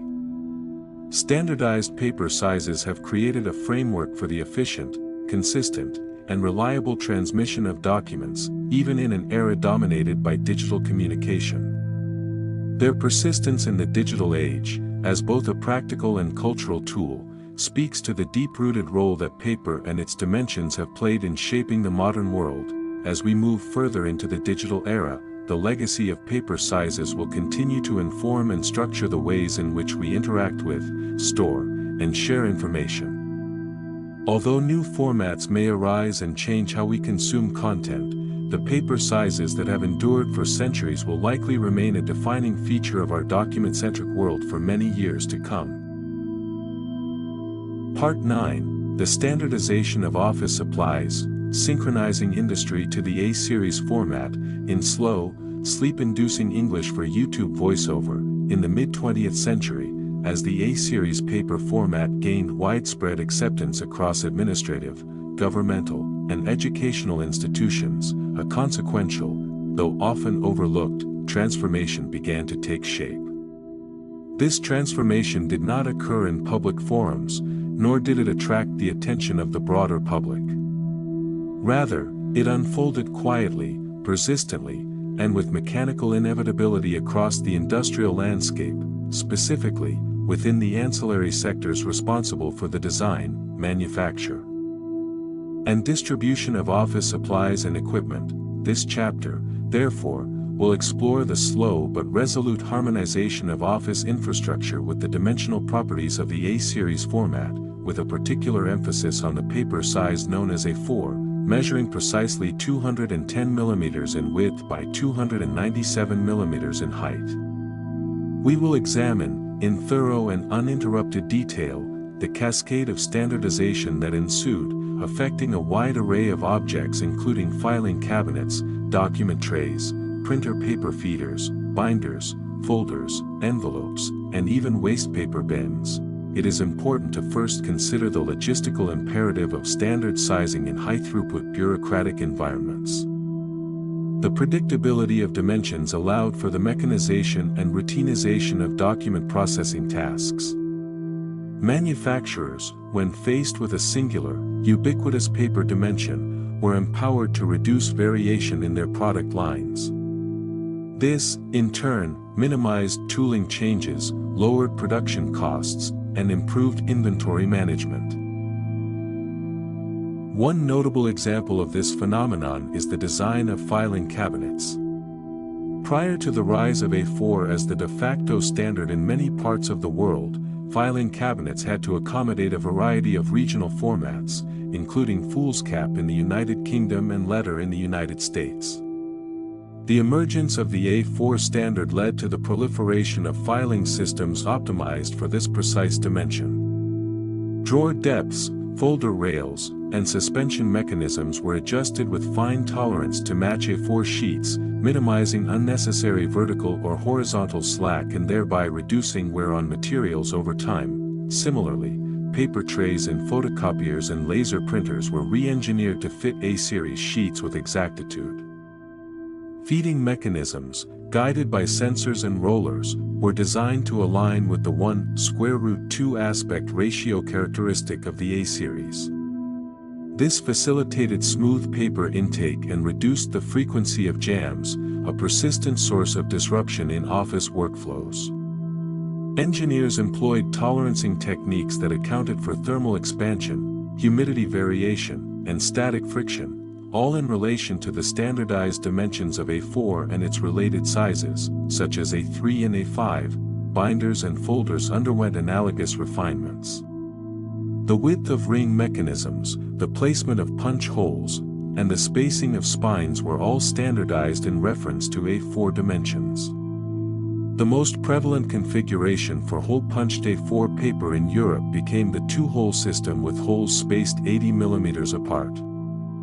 This configuration, in turn, informed the design of lever arch files, plastic sleeves, and reinforcing reinforcements, allowing documents to be secured, transported, and archived in a uniform manner.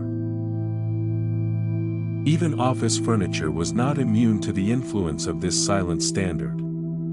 Desktops, shelving units, and storage drawers were frequently dimensioned so as to comfortably accommodate A4 materials. The subtle integration of A4 sizing into the furniture and fittings of administrative interiors represents an often unacknowledged victory of bureaucratic logic over architectural whim. Envelopes, too, were adapted to suit A-series documents. Standard envelope sizes, such as DL 110mm x 220mm, were designed to accommodate an A4 sheet folded into thirds along its width. Other envelope standards, such as C4 and C5, were directly based on the dimensions of unfolded and halved A4 sheets, respectively.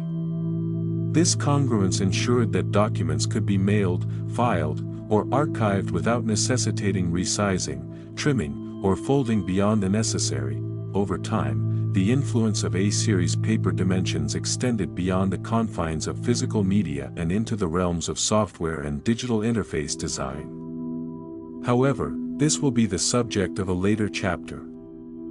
For now, we continue our meticulous exploration of physical standardization. Labeling systems for folders and binders were standardized in width and alignment to suit shelf visibility and uniform document identification. The thickness of labels, the opacity of adhesive papers, and even the font sizes used on prefabricated label sheets often corresponded with established A4 layout templates used in common word processing software. It is also worth noting the impact of standardization on packaging and logistics. Reams of A4 paper, most commonly packaged in bundles of 500 sheets, were dimensioned to fit efficiently within cartons and shipping containers. Palletization patterns were optimized for storage and transport, allowing bulk shipments of A4 reams to occupy cubic space with maximum density and minimal void. Warehousing software could thereby predict inventory with high precision, reducing overhead associated with spatial inefficiency. As these examples collectively illustrate, the adoption of the A-series paper format, particularly the A4 size, catalyzed a quiet but profound transformation in industrial design and manufacturing. The cumulative result was the emergence of a highly regulated and mutually reinforcing ecosystem, in which paper size dictated the specifications of thousands of associated products and processes. This silent conformity, though often overlooked in broader cultural narratives, serves as a testament to the pervasive power of standardization in shaping material reality. Like the grooves of a well-worn path, the dimensions of A4 became a spatial blueprint, guiding the form and function of the contemporary office environment with quiet consistency. We conclude this portion with the observation that standardization, once entrenched, becomes nearly invisible. Yet it is in this invisibility that its authority is most complete. As we move forward in our exploration of A-series paper formats and their extended ramifications, we shall next turn to the educational sector, where the A4 standard assumed a pedagogical significance of equal dullness and institutional importance. Part 10. The role of paper sizes in education, the quiet uniformity of learning materials. In the unhurried corridors of scholastic institutions, from primary classrooms to lecture halls of higher learning, the standardization of paper sizes has long exerted a subtle yet profoundly influential role. While often relegated to the unnoticed backdrop of pedagogical practice, the uniform dimensions of student notebooks, examination papers, instructional worksheets, and administrative forms have contributed, over the course of several decades, to a highly regulated educational experience characterized by visual predictability, mechanical efficiency, and subdued logistical harmony. This chapter seeks to explore, in a deliberately exhaustive and thoroughly uneventful manner, the deep integration of A-series paper, particularly the A4 size, into the infrastructure of education systems around the world. Our inquiry will extend beyond the student's desktop to the filing cabinets of school administrators, the printers of examination boards, and the publishing templates of textbook producers. Through a steady progression of examples, each remarkably similar to the last, we shall uncover the full extent to which standard paper dimensions have dictated the physical shape of learning in the modern era. It is important to begin with the student exercise book. Once varied in size and proportion depending on local custom, publisher discretion, and colonial inheritance, the exercise book has, in many regions, settled into conformity with the A-series dimensions. The most commonly adopted size for such notebooks has become A4, measuring precisely 210 mm in width and 297 mm in height, allowing students to align their learning materials with printed worksheets, handouts, and assessment papers that also adhere to this format. In some educational contexts, slightly smaller formats such as A5 are occasionally used for note-taking or journal-style reflection, but these typically remain within the same proportional family. Ensuring predictable folding and stacking properties, the adoption of A4 as the default size for printed instructional material has further reinforced its dominance in educational settings. Teachers and instructors, when preparing lesson plans, worksheets, or visual aids, tend to rely on standard office printers and copiers, all of which are optimized for A4 paper feeding, cutting, and output. As a result, entire pedagogical workflows, ranging from curriculum design to classroom delivery, operate within the physical constraints and formatting logic of A4 sheets. Margins, spacing, font sizes, and visual layouts are all designed with the expectation of this fixed surface area. Standardized testing, an increasingly common component of modern education, likewise adheres to A4 dimensions.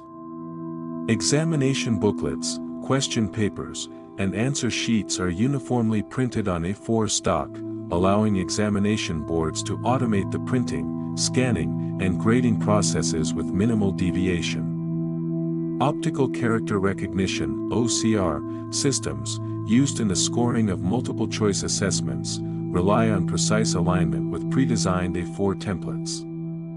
This uniformity reduces the risk of scanning errors and facilitates the batching of papers for anonymous evaluation, shipment, and archival storage. School forms, such as enrollment applications, attendance registers, disciplinary records, and permission slips, are also uniformly printed on A4. This standardization enables straightforward storage in A4, compatible folders and filing systems. School administrators benefit from predictable paper sizes when organizing student records, responding to governmental data requests, or fulfilling archiving mandates. The logistics of photocopying, distributing, and retrieving forms are simplified by the complete absence of variation in paper dimensions.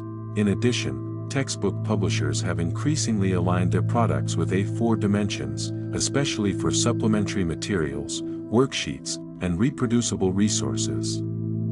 This allows teachers to photocopy select pages without scaling distortions or formatting errors, ensuring that copied materials retain legibility and alignment with original design specifications. In some cases, entire textbooks have been formatted in A4 or A5 to facilitate portability and alignment with related documents, such as student notes or revision guides. Student folders and ring binders are almost universally designed to accommodate A4 sheets. The spacing of hole punches, most commonly the 2-hole or 4-hole system, corresponds to A4 layouts. Plastic wallets, dividers, and index tabs are likewise proportioned to these dimensions, ensuring that students and teachers alike can store and organize their materials in a uniform and predictable manner. The influence of A4 paper extends to classroom design. Desks are dimensioned to comfortably accommodate A4 worksheets and books when laid flat. Storage units, such as cubbies and lockers, are often scaled with the expectation that students will carry A4 folders and books. Even chalkboards and whiteboards, when used for placing printed materials, tend to be fitted with magnets or clips suited for A4-sized handouts or instructions. Educational signage and notices, such as exam timetables, safety guidelines, or classroom rules, are commonly printed on A4 or A3 paper. This consistency ensures that wall displays maintain a uniform appearance, contributing to an orderly visual environment conducive to the subdued rhythms of institutional learning. Bulletin boards are often designed with this standardization in mind, incorporating frames or pinning grids that align precisely with the A-series measurements. As digital education began to emerge, software applications for learning management systems, grading interfaces, and instructional content creation tools integrated A4 templates into their default settings. Word processing programs offered pre-formatted A4 documents, while learning portals allowed teachers to upload A4-sized PDFs, preserving the appearance and layout of physical worksheets in a digital medium.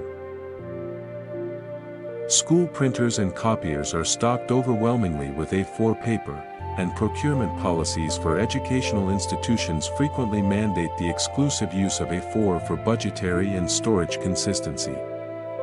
Supply contracts are written with this assumption, and toner cartridges, paper trays, and feeder mechanisms are selected accordingly. This contributes to economies of scale and simplifies maintenance protocols. Furthermore, national education ministries and examination authorities frequently stipulate A4 as the required paper size for formal submissions, academic reports, and certification documents. These regulations filter down to school-level practices, reinforcing conformity at every level of the educational hierarchy. Accreditation processes, grant applications, and inspection protocols are also conducted using A4 forms and supporting documentation. In some cases, alternative A-series sizes, such as A3 or A5, are utilized for specific functions. A3 is often employed for posters, group projects, or artwork requiring larger surface areas, while A5 may be used for homework diaries or pocket-sized handbooks. Nevertheless, these sizes remain within the proportional logic of the A-series, enabling easy scaling, photocopying, and reduction without alteration of aspect ratio or layout. Thus, through the quiet persistence of bureaucratic preference and logistical practicality, the A4 paper size has become deeply embedded in the educational experience. Its adoption represents not a revolution, but a long, unbroken line of incremental adjustments that now seem so natural as to be invisible. It is the paper of the student, the teacher, the administrator, and the printer technician, a common frame of reference for all who participate in the routines of learning. In conclusion, while paper size may appear at first glance to be a matter of mere convenience or mechanical necessity, it is in fact a subtle agent of pedagogical standardization. It shapes the form of the worksheet, the structure of the examination, the configuration of the binder, and the posture of the student's hand. In education, as in so many domains, the dimensions of A4 have silently defined the physical boundaries of thought, memory, and instruction. Part 11, Legal and Bureaucratic Dependencies on the A-series format, in the protracted, deliberately methodical rhythms of modern governance, where every form, regulation, statute, and administrative notice must be issued, stored, referenced, and archived with unwavering regularity. The standardization of paper sizes has emerged as a quietly indispensable foundation. Among these standardized formats, it is the A4 paper, measuring precisely 210 mm in width and 297 mm in height, that has become the dominant substrate upon which legal and bureaucratic systems conduct their slow, predictable operations. This part shall explore, with a commitment to excessive detail and undisturbed monotony, the pervasive reliance on the A-series format within legal and administrative spheres. Let us begin with legislative documentation. Parliamentary bills, government statutes, policy proposals, and ministerial circulars are overwhelmingly printed and disseminated in A4 format. The reason for this is not exciting, nor is it recent. It is, rather, the result of a series of administrative preferences that gradually solidified into expectation. A4 offers sufficient space for double-spaced clauses, wide margins for annotations, and compatibility with common office printers.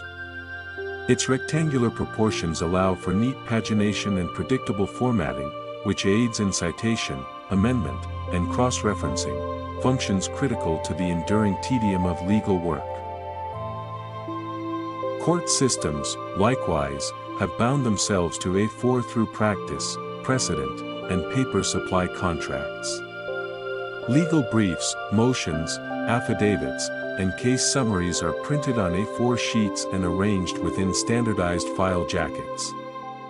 This ensures uniformity in courtroom filing cabinets, judges' chambers, and archival vaults. The alignment of hole punches and binder rings with A4 spacing ensures that documents can be flipped, reviewed, and refiled with minimal disruption. It also enables seamless duplication, whether by scanning, faxing, or photocopying, each action facilitated by machines whose paper trays and glass beds are designed specifically for A4, the bureaucratic apparatus of the state, whether national, regional, or municipal, relies on forms. Application forms, complaint forms, declaration forms, verification forms, registration forms, and compliance forms are all rendered in A4. This is true whether one is applying for a passport, reporting a change of address, declaring property for taxation, or requesting a parking permit. The A4 format ensures that all forms fit within envelope windows, can be stacked on an official's desk, and feed properly through standard government-issue scanners. Notaries public, sworn translators, and legal clerks all use A4 for certification documents. This consistency simplifies the attachment of embossed stamps, adhesive seals, and handwritten signatures, all of which are placed according to spatial conventions that presuppose the A4 frame. When translated documents are submitted to foreign embassies or supranational agencies, the A4 format is often a requirement, an unspoken language of official legitimacy recognized across borders. Licenses and certificates, whether for birth, marriage, business operation, or professional accreditation, are typically issued on A4. The same applies to tax assessments, voter registrations, and summons notifications. In some cases, slightly larger or smaller variants such as A3 or A5 may be employed, but always in keeping with the proportional system of the A series, thereby allowing for enlargement or reduction on standard photocopiers. Public tenders and procurement notices are issued in A4 format, often displayed in glass-covered bulletin boards outside town halls or published as downloadable PDFs on government websites. The uniformity of the format ensures that text is legible, layout predictable, and digital rendering consistent across screens and printers. Bureaucrats reviewing bids can file responses neatly in folders, confident that every submission conforms to the same bland dimensions. Voting ballots, though occasionally sized to accommodate local requirements, are often designed with A4 proportions in mind. This allows for compatibility with envelope enclosures, scanning equipment, and ballot boxes whose slots admit paper no wider than 210 millimeters. The spatial logic of A4 thereby enters even the mechanics of democracy itself. In legal education, the A4 format is the standard for dissertations, legal research papers, and examination scripts. Law students are instructed to format citations, footnotes, and appendices according to templates designed for A4 paper. Submission guidelines specify font size, line spacing, and margin widths that conform to the proportions of the A4 page, ensuring that evaluators experience no deviations in visual formatting.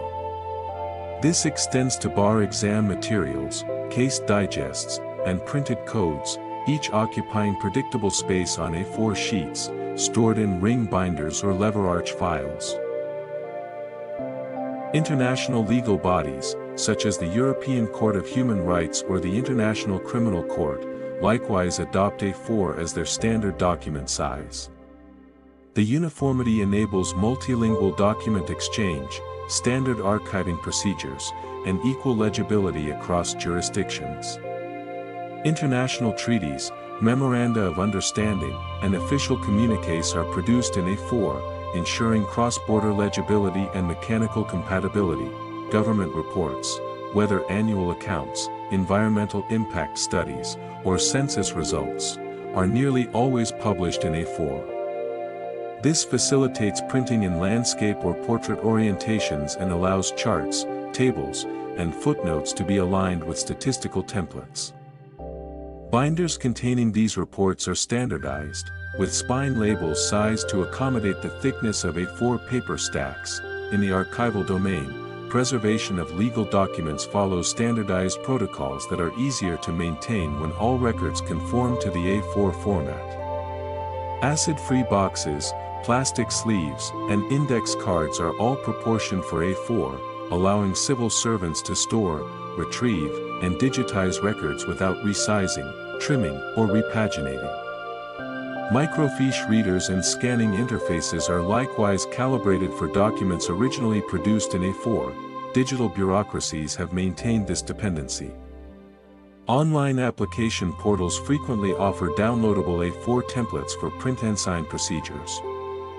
PDF forms, once printed, match physical A4 layouts exactly. Digital signatures are inserted in designated spaces that correspond to physical conventions, thus preserving the visual integrity of legal documentation across analog and digital formats alike. In tax offices, receipts, invoices, and declarations are issued on A4, often in duplicate or triplicate. The simplicity of producing multiple carbon copies, and the alignment of tax software with standard printing dimensions, ensures that the A4 format remains dominant even as taxation moves increasingly online.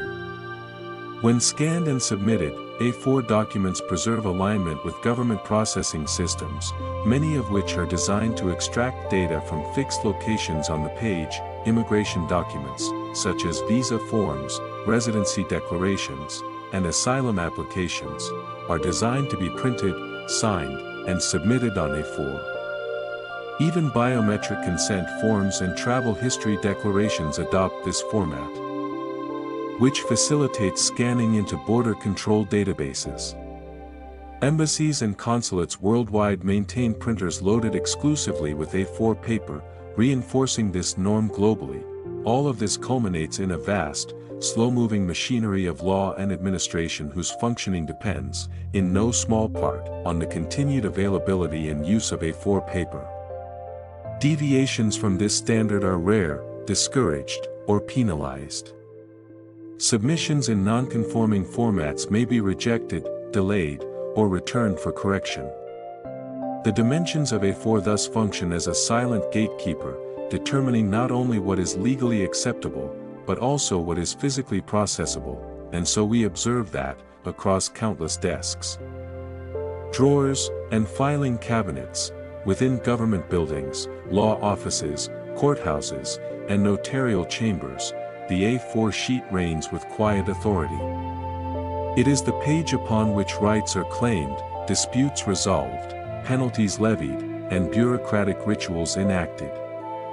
Its dimensions, unremarkable to the eye, are nonetheless woven into the very structure of procedural life.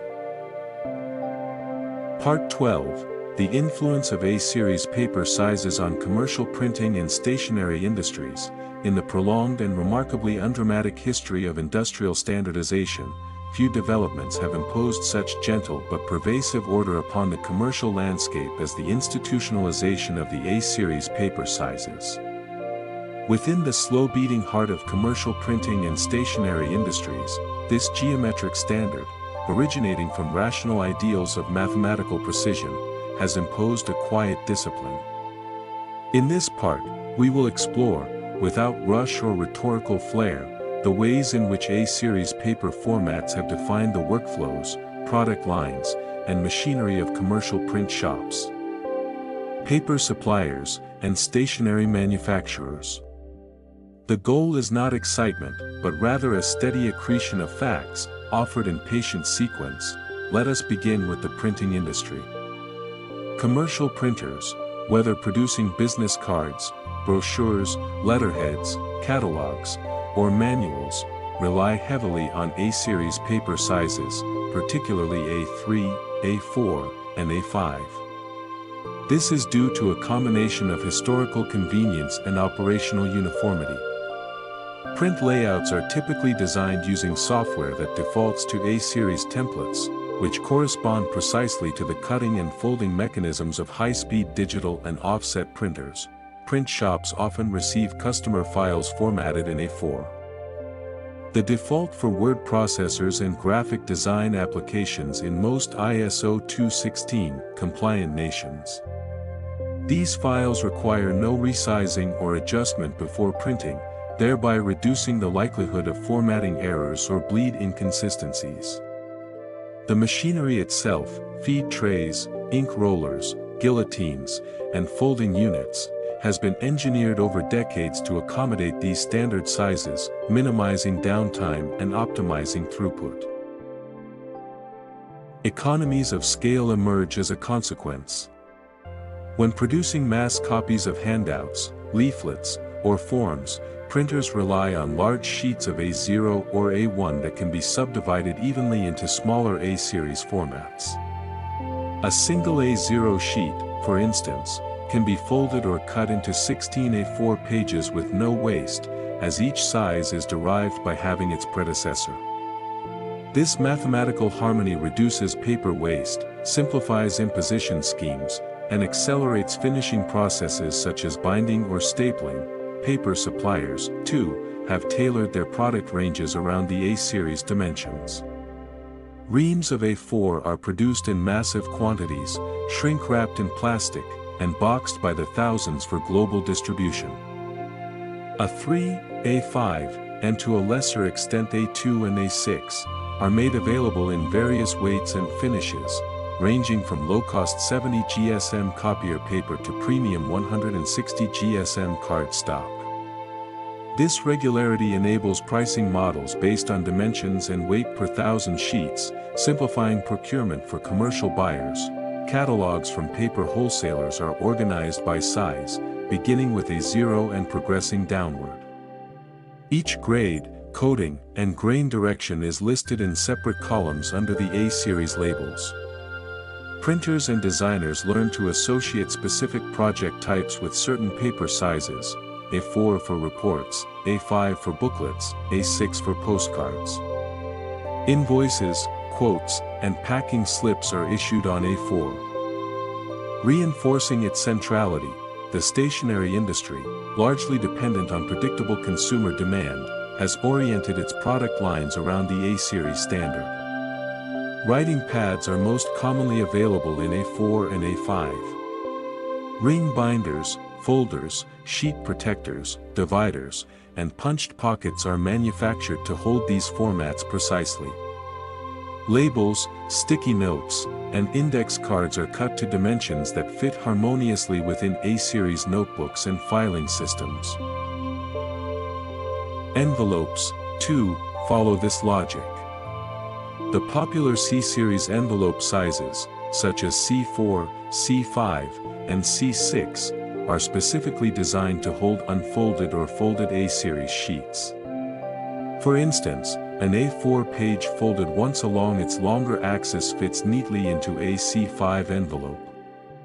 Marketing materials designed for postal campaigns are formatted accordingly, ensuring a snug fit and minimizing postage surcharges due to irregular sizing. Calendars, planners, diaries, and organizers are issued in A-series formats to align with consumer expectations and manufacturing templates.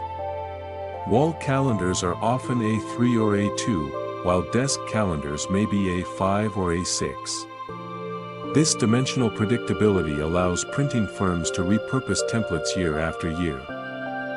Merely updating dates and images, while retaining fixed trimming guides and binding specifications. In graphic design education and pre-press training, students are introduced early to the A-series system. Design templates, layout grids, and document presets default to A4 or A3. Awareness of how margins, bleeds, and columns behave on these dimensions becomes instinctual.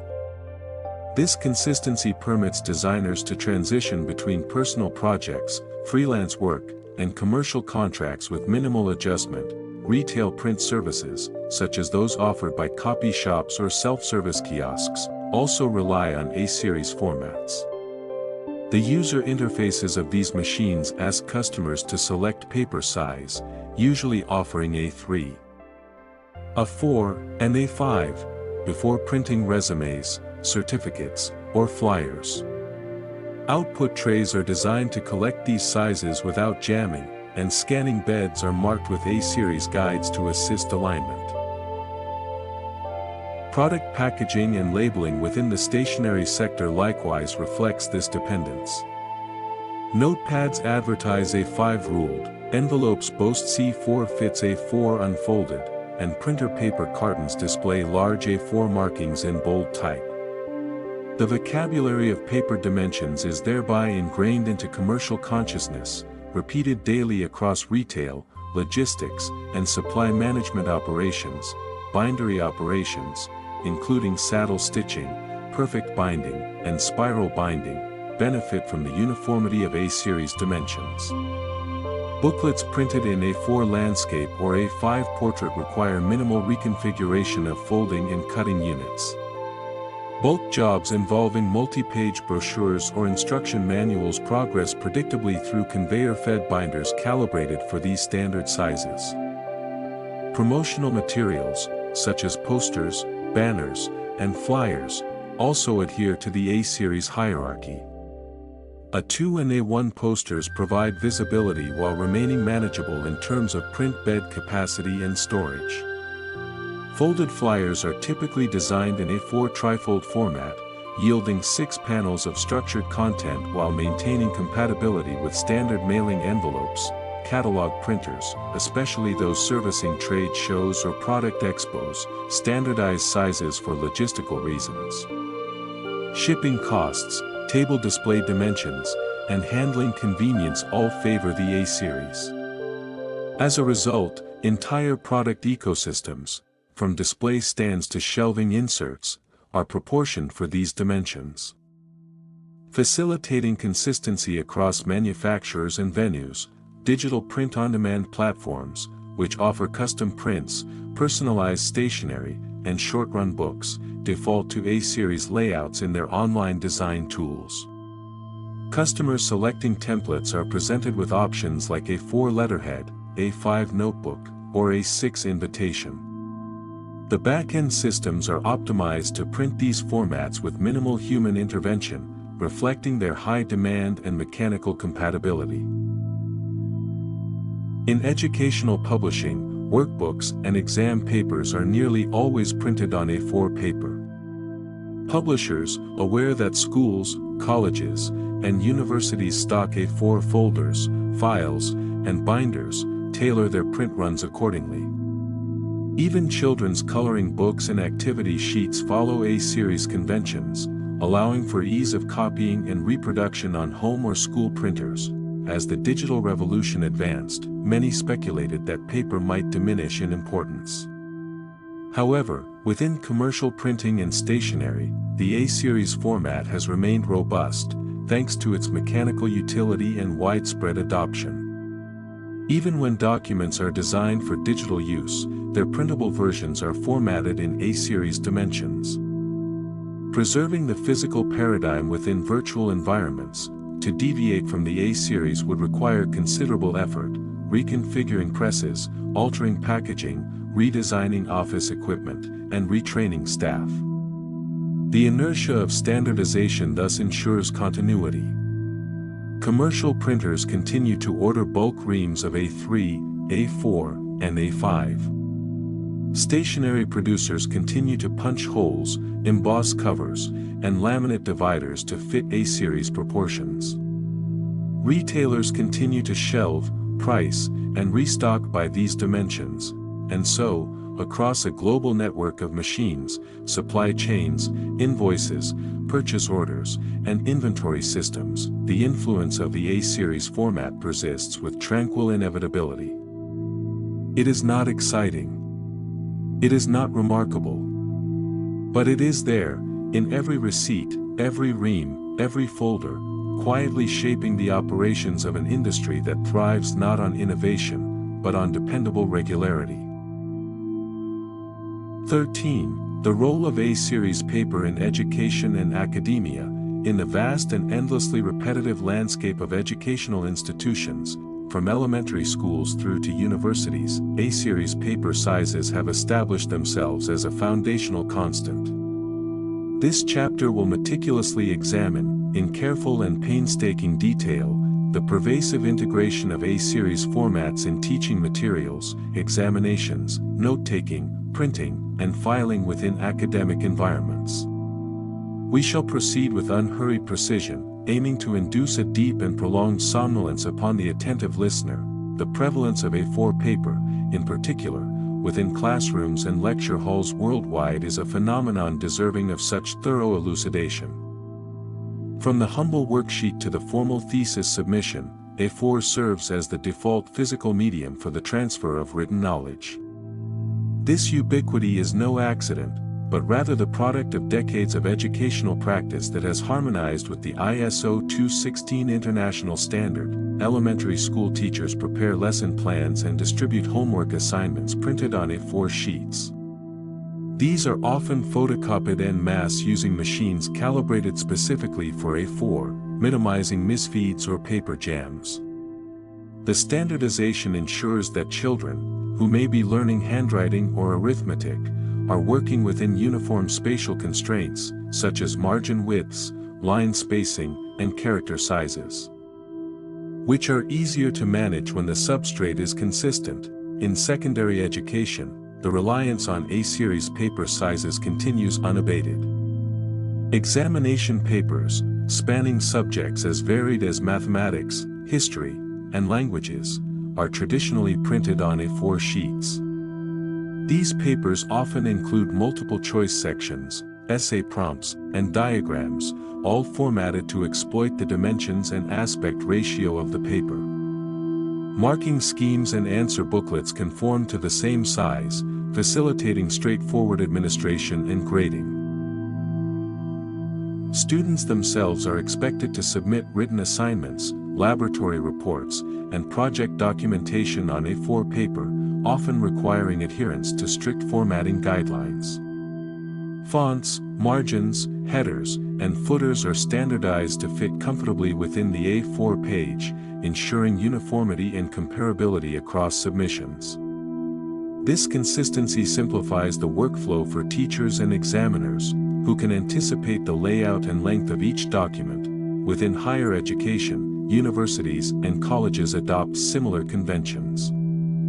Research papers, theses, and dissertations are formatted to A4 specifications, reflecting institutional guidelines that reinforce academic rigor through presentation standards.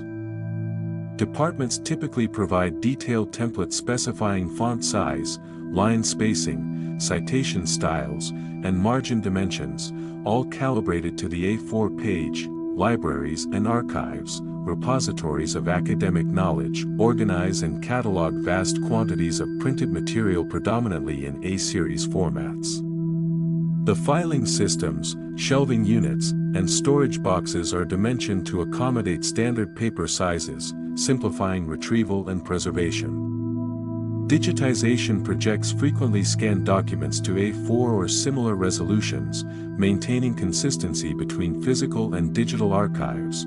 Lecture notes and handouts, whether prepared by instructors or student note-takers, are predominantly produced on A4 paper. The format allows for a balanced distribution of text and diagrams, enabling clear communication of complex concepts. Some educators employ A3 sheets for larger diagrams or foldouts, but A4 remains the workhorse size.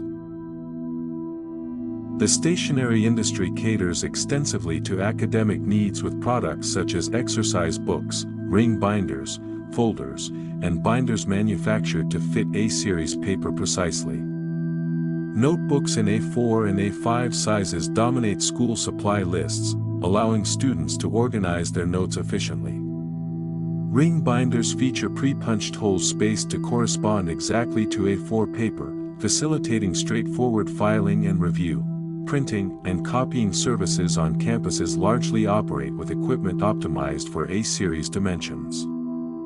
Self-service photocopiers, laser printers, and multifunction devices standardize paper trays and output bins to handle A4 and related sizes, ensuring smooth and uninterrupted workflow. This equipment supports the vast daily throughput of academic documents necessary for instruction and administration.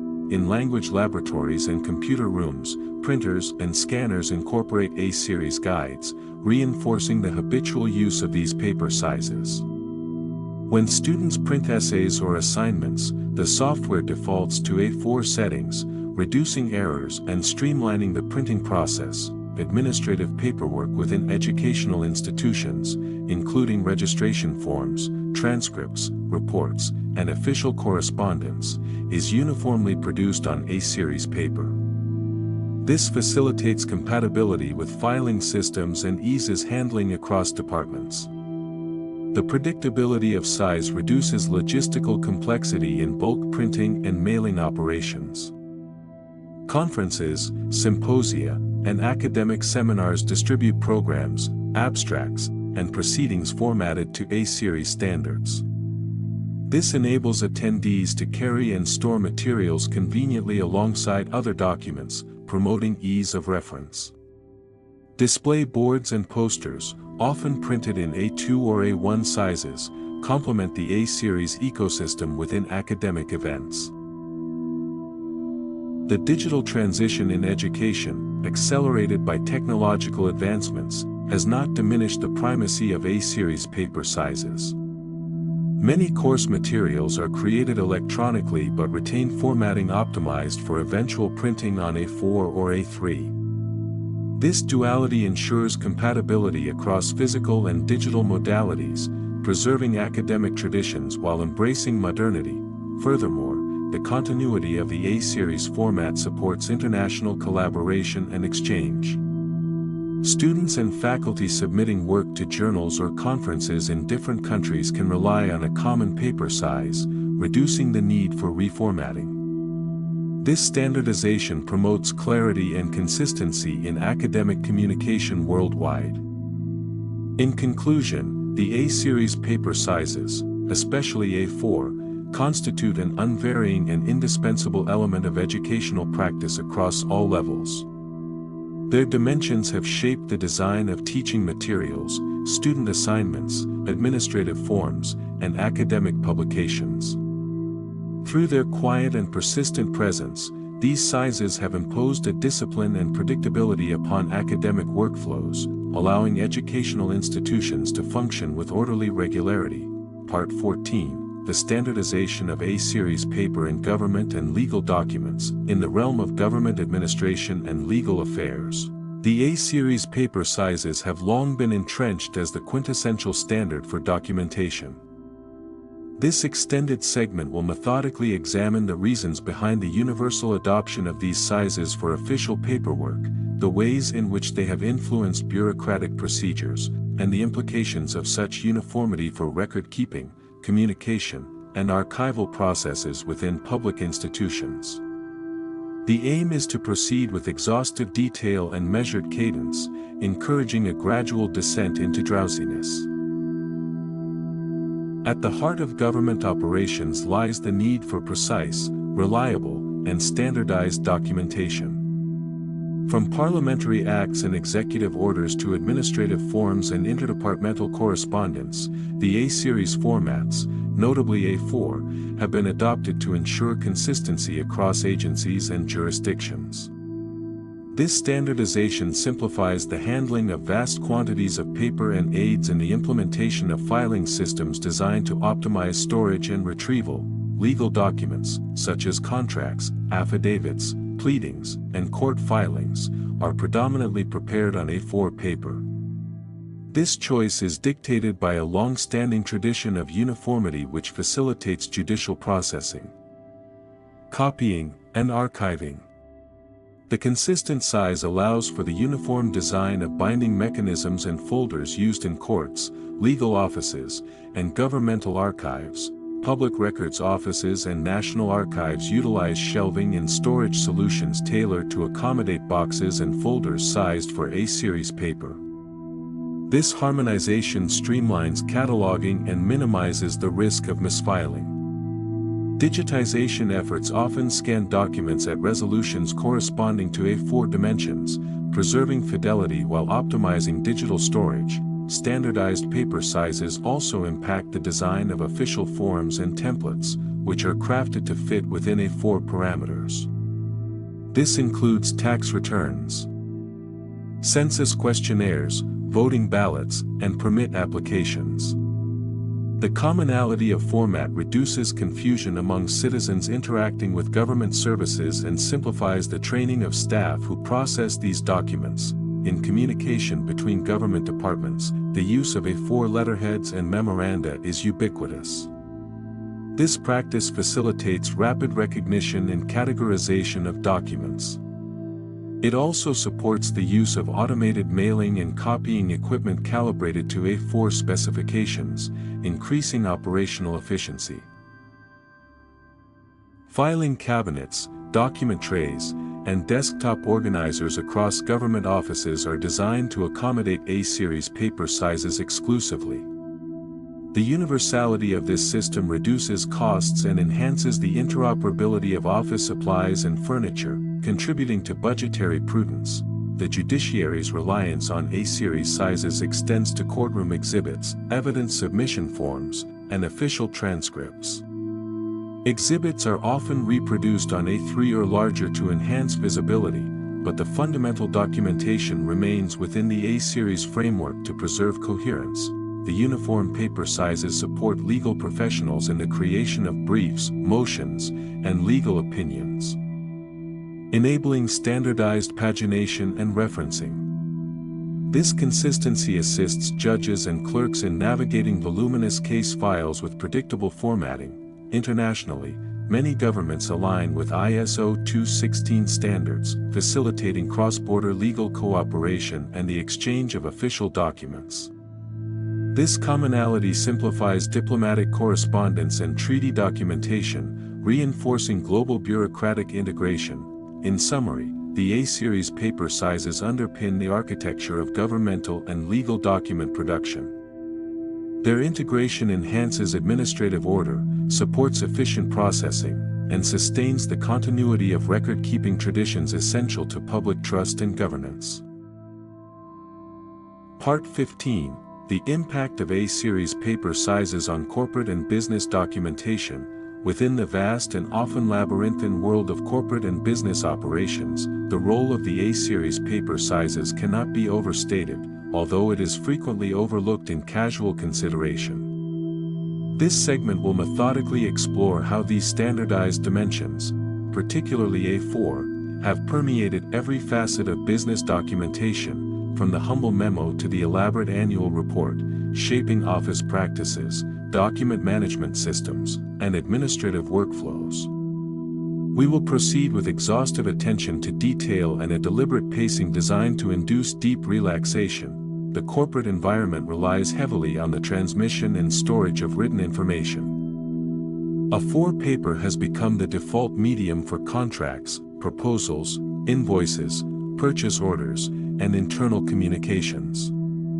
Its dimensions have influenced the design of company letterheads, envelopes, and forms, ensuring consistency and professionalism in corporate identity and correspondence. Business letters, one of the oldest and most enduring formats of corporate communication, are traditionally composed on A4 sheets. The page size provides sufficient space for formal salutations, body text, and signatures, while accommodating necessary margins and spacing. This uniformity facilitates the use of standardized templates and mail processing systems, which have been optimized over decades for A4 dimensions. Invoicing and billing documents are formatted to fit within A4 pages, allowing easy integration with accounting software and printing equipment. The standardized size aids in the legibility and organization of financial data, which is critical for bookkeeping and audit purposes. Additionally, this standard supports the bulk printing of documents and helps streamline mailing procedures. Reports and presentations, including quarterly financial summaries and strategic plans, are often compiled and printed on A4 paper. This allows for consistent pagination and formatting, which are essential when distributing these materials to stakeholders and board members. Charts, graphs, and images are arranged carefully within the boundaries of the A4 page to ensure clarity and professional appearance. Corporate policies, employee handbooks, and training manuals adhere to A-series sizing to maintain uniformity and ease of use. The physical dimensions influence the binding choices, whether ring binders, spiral bindings, or stapled booklets, ensuring durability and accessibility. Meeting agendas, minutes, and action item lists are generally printed on A4 sheets, promoting consistency and organizational record-keeping. This uniformity simplifies filing and retrieval in office systems, reducing time spent locating important documents. Stationary products such as notepads, sticky notes, and folders are manufactured to align with A-series dimensions, enabling seamless integration into daily office routines. Desk organizers and filing cabinets are also dimensioned for A4 paper, contributing to a coherent and efficient workspace. The reliance on A-series paper extends to digital document creation. Software defaults to A4 page layouts, reinforcing standardized formatting across electronic and printed media.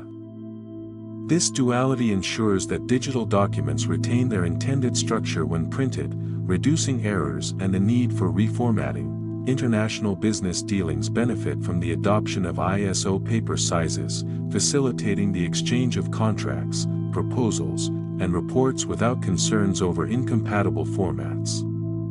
This harmonization eases collaboration and communication across borders.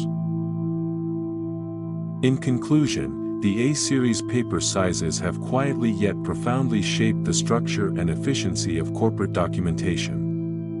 Their consistent dimensions support orderly communication, streamlined workflows, and professional presentation, underpinning the administrative functions essential to business operations.